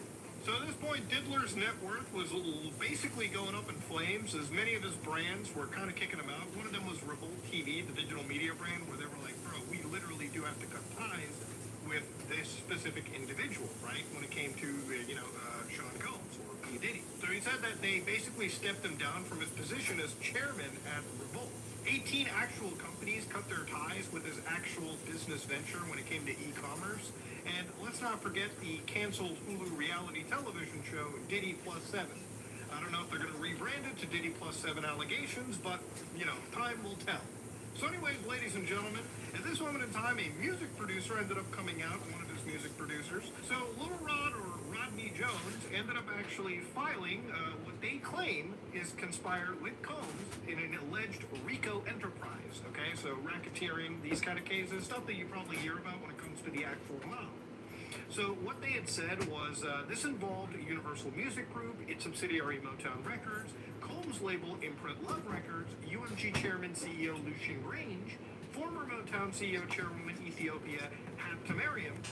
Fuck yeah, I made cake yesterday on the stovetop. Cases which are based on the Racketeer Influence and Corrupt Organizations Act, And then I made chocolate sauce out of butter and cocoa and sugar. Notably the ongoing Georgia criminal case against a young thug. So this is again in reference to an actual, you know, different rapper at the time. There's a lot of RICO enterprises that Cake came out perfectly. them in relation to certain rappers. I thought I made it a little too watery, but it was perfect. Be involved in real fucking gang activities, right? It's their design to take down a potential suspected criminal organization ring. And it doesn't have to be something out of a movie. It literally can be just a group of people that have conspired together to commit alleged criminal action. Have you guys heard that there's like over 150 people suing him right now? Entire homes in Los Angeles and in Miami ended up actually getting raided, okay? So the feds sent over an entire task force. From what I understand, this was Homeland Security and the Federal Bureau raiding his entire mansions. So you can see right over here in this footage, they've got like all of the trucks ready to go. It literally looks like it's about to be from a fucking Ready or Not mission, you know, where they're raiding like the Diddler's mansion in it. And they're ready to go, raiding the house, grabbing everything that they possibly can, and understanding if this is something. Because after all these allegations are clearly made, it literally got onto the attention of law enforcement agencies, and they clearly jumped in to see if this was actually, you know, a case of human trafficking. Now, when it comes to things like human trafficking, one of the reasons, again, why I wanted to make this video is because, for me, this kind of harkens back to two specific cases. One that I looked at several years ago, not several, but a few years ago, and one that literally I looked at about a month and a half ago. So to give you an idea, ladies and gentlemen, when it came to actually understanding this, when law enforcement say human trafficking, to give you an idea, based on the actual U.S. government, the DHS, they refer to human trafficking as the use of force, fraud, or coercion to obtain some type of labor or commercial act. Every year, millions of men, women, and children are trafficked worldwide. And it actually is very true, including right here in the United States. It can happen in any community, and the victims can be anybody. Traffickers might use the following methods to lure victims into trafficking situations. So one of them can be violence, one of them can be manipulation, false promises of well-paying jobs, or a romantic relationship. So for a lot of people, I think like trafficking is where people put a gun to somebody's head and tell them to get into a I've been van trafficked and before. they'll never see their family again. That's just one aspect of it. It can literally be as simple as, again, lying to somebody to move across state lines, to leave the country, just so you can coerce them into, again, either forced labor. What happened in there? Or, again, any kind of disgusting activity that you're doing with them against I've their been will. trafficked It before. doesn't necessarily That's have weird. to involve a gun to somebody's head. It could literally be them, you know, moving by actual fraud, okay? Or somebody can use methods like the lover boy method that was talked about with Andrew Tate, where somebody makes a romantic relationship, brings a girl somewhere across, and basically makes them beholden to their lifestyle, themselves, and in some cases takes away their passports or means of autonomy, which, you know, they can use to then escape a bad situation. That's pretty much what it goes for. So what traffickers look for in these situations are people with psychological or emotional vulnerability, economic hardship, which, remember, these 2 points very carefully, because when we're talking about in later terms, when it comes to people that are typically, you know, sex workers, commercial ones, there are a lot of people that ultimately are in that business because of economic hardship, and there might be some psychological or emotional vulnerability, a lack of a social safety net, meaning that their families or people might not be as present as they necessarily want them to be. So these three are very important points. I love food I don't have to chew. So the reason why this is very similar to something like the trafficking hub case that I looked at a long time ago is, you know, with the trafficking hub case, there were a lot of these websites that were on those adult websites, like as partner channels that people would go to watch adult content. And some of those actual like groups clips. One of them was girls do, porn, who were actually, alleged to be trafficking these women, or again, making them do acts on camera under false pretenses. Whether they were lying about the distribution of these movies, or, they basically coerced and basically hushed them and forced them into actually signing paperwork, right? It was a massive case, and it was one where the actual company, the parent company of one of these adult websites, admitted that they profited from actual trafficking. So based on an actual press release by the United States DOJ, they said that they were basically receiving proceeds of trafficking and agreed to a 3-year monitoring period. So earlier today in a federal court, Ayla Holdings, also known as MindGeek, and it's a company that constantly keeps changing its name all the time, parent company of the largest adult website in the world, was arraigned on a charge of engaging in unlawful monetary transactions involving trafficking proceeds after entering into a deferred prosecution agreement, DPA, with the United States Attorney's Office. So what they said was unlawful receipt of proceeds, right, of trafficking proceeds. ALO operates free and paid sites that allow third parties to post and distribute adult videos. So beginning in 2009, ALO hosted content created by GDP. One of their founders, Michael Pratt, and their co-conspirators on ALO's websites, including the largest website in this industry on the internet. The GDP operators owned and operated Nobody's getting any food. Online companies. Nobody's eating any food. GDP. In 2019, nobody's eating food without you. She's not eating food. Pig didn't get food. Yeah, lick your chops all you want. She didn't get any food. I just said she's coercing young women to appear in videos which were then posted online without the women's consent. Truly disgusting shit. So ultimately, when I made that video, the guy who was running that entire operation was actually on the run. Well, from what I understand, the guy was actually captured and is actually extradited back to the United States, or at least to the United States. They're actually from New Zealand. That guy was Michael James Pratt, a man that was on the FBI's most wanted list. And these guys made apparently like $14 million or some shit when it came to this actual business. So a lot of money was made off of the backs of a lot of, women that unfortunately were mistreated and, used for these guys as sick enterprise. So it's not just this case that brings this attention, this diddler attention to my light. Another case we looked at about a month and a half ago was in regards to Pastor Apollo Quiboloy, all the way out in the Philippines. So when it came to Quiboloy's situation, the United States had even alleged that the guy who operated, their organization in I think I might be dehydrated. Or even in the United States, they would have, and these old. young women, these young Really? individuals who would basically have to. He just came and sat right in my face. You can assume, where these things are kind of going, right? So obviously, with situations like this, these people are not coerced with a gun to the back of their head. They're manipulated. Oh, dog. Yep. Do not chew on any of this. No, no, no. Apparently, it can't be easy. It's getting tangled. I'm getting tangled on absolutely everything. Incredibly false pretenses. So these are situations where, again, it's stop Orly. Theatrics and the Hollywood stuff out of it, because this stuff happens. Orly, back up. Get out of my way, thanks. P. Diddy, there's going to be, people with his He's not here yet, Pig. His amount of power that can be doing these kind of things left unchecked for years on end. It's kind of similar to situations like Epstein in a way too, where things are just happening, and obviously with the amount of power that these people have, they can afford to keep things hush-hush until, of course, it gets to critical mass. It's not necessarily law enforcement that I think that is the complete issue. It's the fact that obviously for them to build a case that these guys can't just buy their way out of is its own severe challenge. Now, obviously, Diddy, in this case, after being raided, he starts posting stupid vague shit like, time tells truth. This has since been deleted, but mind you, I think about a week after, an insane video ended up coming out where apparently Diddler was caught assaulting Cassie Ventura at a hotel. Now, I say allegedly because obviously this video, just for legal sake, this is clearly alleged. Okay? I'm not making any serious, full claim. But watching this video was absolutely one of the most disgusting things that I've seen. Now, when I say is it really? I think I might have to get back just a little bit.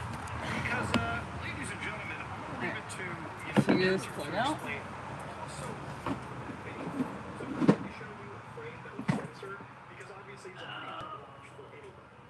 listen to this. It's so difficult to reflect on darkest times in your life. Sometimes you gotta The darkest times in your life. No, you hit Cassie in the face, actually. That behavior on that video is inexcusable. I take full responsibility for my actions in that video. But now you're saying that you didn't do it. Disgusting. And that it was a misunderstanding. I was disgusted then when I did it. I'm disgusted now. No, you weren't. You were naked. I sought professional help. I had to go in therapy. Therapy doesn't do shit, especially when you are like you. Therapy's not going to do anything for you. Stop bringing God into everything, bro. So clearly he is just admitting that your behavior I should probably uncover my chickens.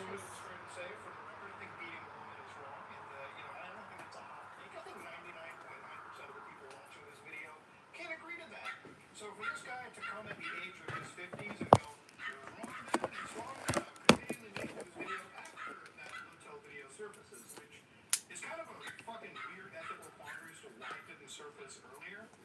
But you might be wondering, okay, clearly there's an actual crime caught on tape, Muda.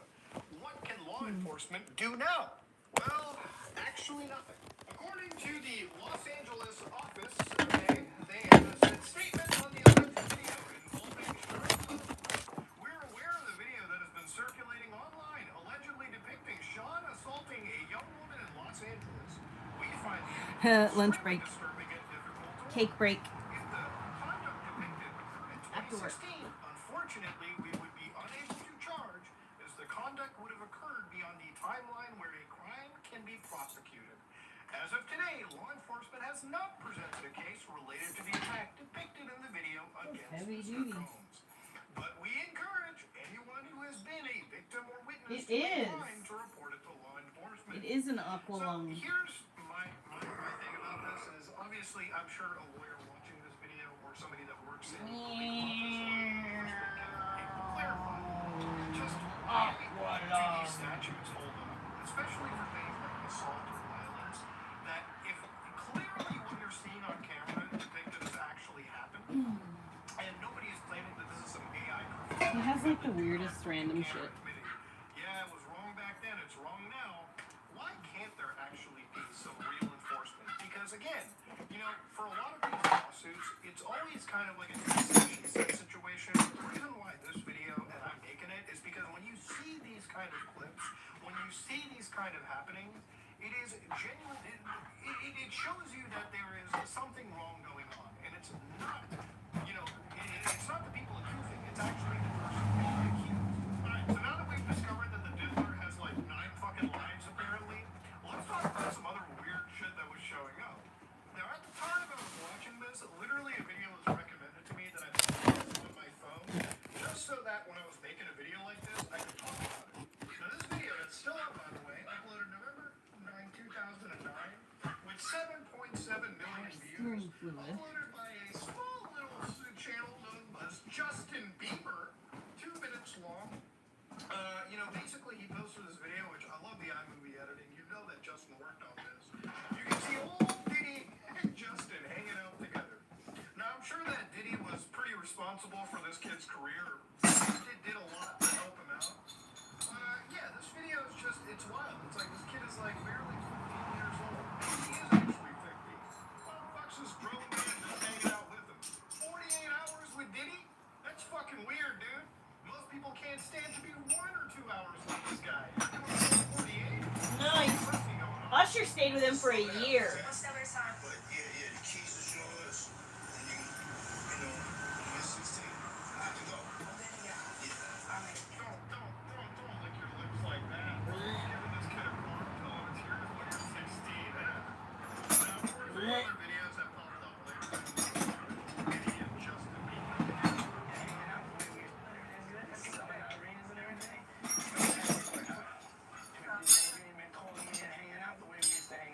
Yeah, because I can hire people to protect me from you. I'm not.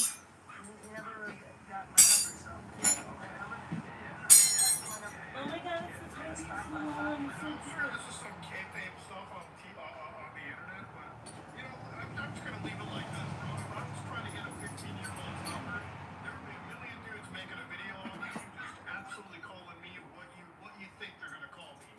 Why the fuck is this man hanging out with a goddamn minor this much?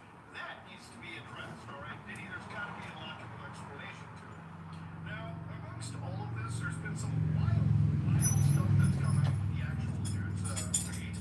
So apparently it came out that apparently there were 784 dildos that were seized from his home. So apparently the FBI raids his house and they found 784 of these penetration devices. So to give an idea about it, ladies and gentlemen, I don't have one dildo in this house, okay? Apparently he's got 784. Insane shit. See, it's not just the dildos that's been wilding people out. What about the 1,000 bottles of baby oil? So federal prosecutors leaked that 1,000 bottles of baby oil and lube were discovered during the raid, okay? So to give an idea, ladies and gentlemen, I don't know why this dude didn't just buy the 55-gallon drum or something, like just straight up. Why buy all that baby oil? And dude, was this guy the U.S. government, dude? Like, goddamn, you tell him there's oil somewhere, he's already hoarding the crap out of it? Jesus Christ. Maybe that explains why defense raided him that quickly. I don't know. I mean, it's got to be some coincidence. Now, I'm going to show you the funniest clip in this miasma of like terror, and it comes from Diddy's own lawyer, okay? I've been with him since 8 o'clock this morning, and it's about almost 3 o'clock now. He's just laser focused. He's engaged. He's helpful. He's confident. You know, through our defense as we do every day. And he's spiritual above the ground.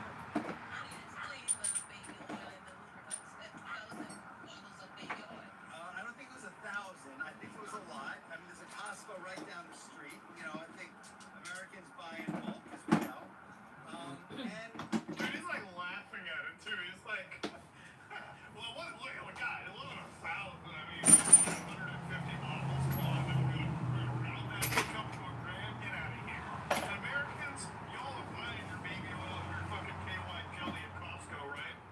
I don't even know if you can buy 1,000 bottles of baby oil at fucking Costco, but clearly, if that's the case, Diddy is buying and supporting his local businesses like crazy. So obviously, you can't need 1,000 bottles of baby oil, okay? What would be the actual reason for it? Well, for that, we're gonna have to look into a released, unsealed indictment by the United States government against Diddy that actually sheds a bit more light on what was going on behind those closed doors. So in this U.S. indictment against U.S. of A, Sean Combs, a.k.a. Puff Daddy, P. Diddy, P. D. Love. This fucking guy, dude. So what they had said was the defendant abused, threatened, and coerced women and others around him to fulfill his desires, protect his reputation, and conceal his conduct. To do so, Combs relied on the employees, resources, and influences of a multifaceted business empire that he led and controlled, creating a criminal enterprise whose members and associates engaged in and attempted to engage in, amongst other crimes, trafficking, forced labor, kidnapping, arson, bribery, and obstruction of justice. So remember that RICO stuff we talked about earlier, right? This is kind of where it's leading to. So when they talk about the physical abuse for it, right, they actually reference the Los Angeles hotel incident where on video they talked about Combs kicking and dragging and throwing a vase at a woman as she was attempting to seize. So the agencies referred to that, obviously. And of course, to talk about the enterprise right here, they said the defendant, members, and other members and associate of the criminal organization. So we're going to call it the enterprise like the U.S. government does here. Members and associates of the enterprise engaged in, amongst other activities, trafficking, forced labor, interstate transportation, for purposes of prostitution, coercion, and enticement to engage in prostitution. So literally it could be as simple as, flying hookers in from like Miami to California, right? That's interstate transportation for purposes of, And when I say freaky, ladies and gentlemen, I'm talking about freak-offs, okay? So they literally identified a freak-off. Freak-offs were elaborate and produced performances that Combs arranged, directed, jerked off during, and often electronically recorded. In arranging those freak-offs, Combs, with the assistance of members and associates of the Combs enterprise, transported and caused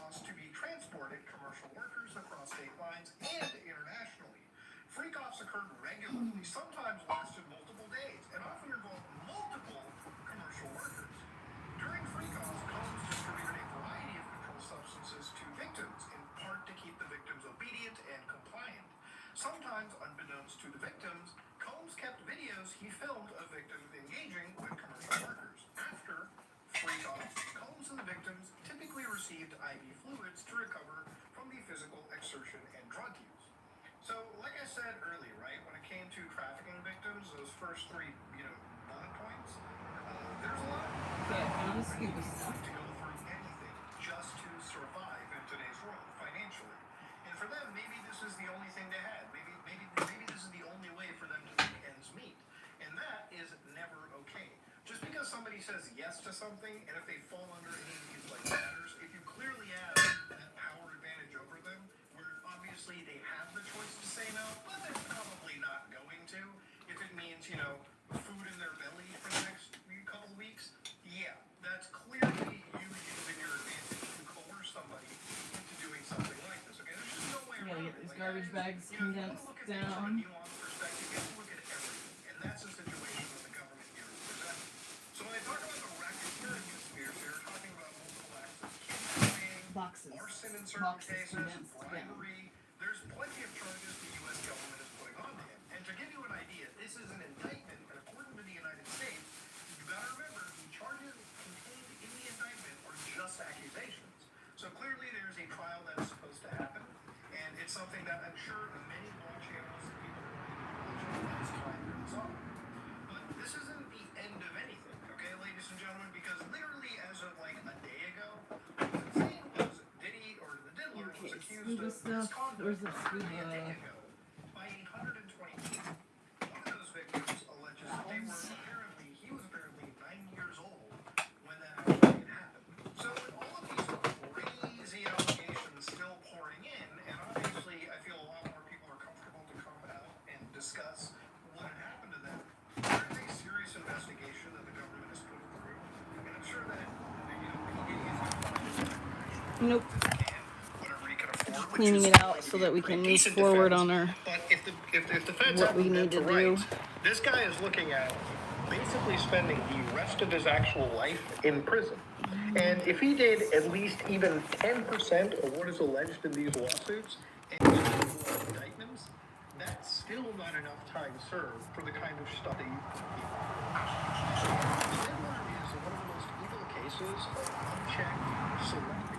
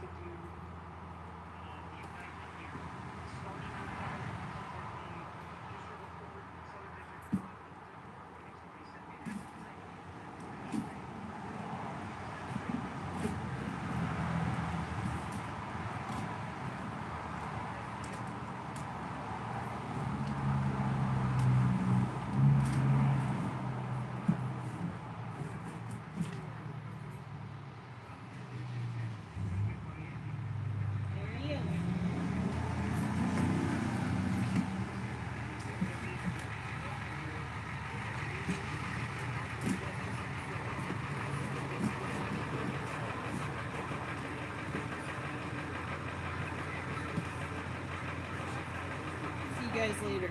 Sex crimes and sex trafficking, you have a lot of experience at.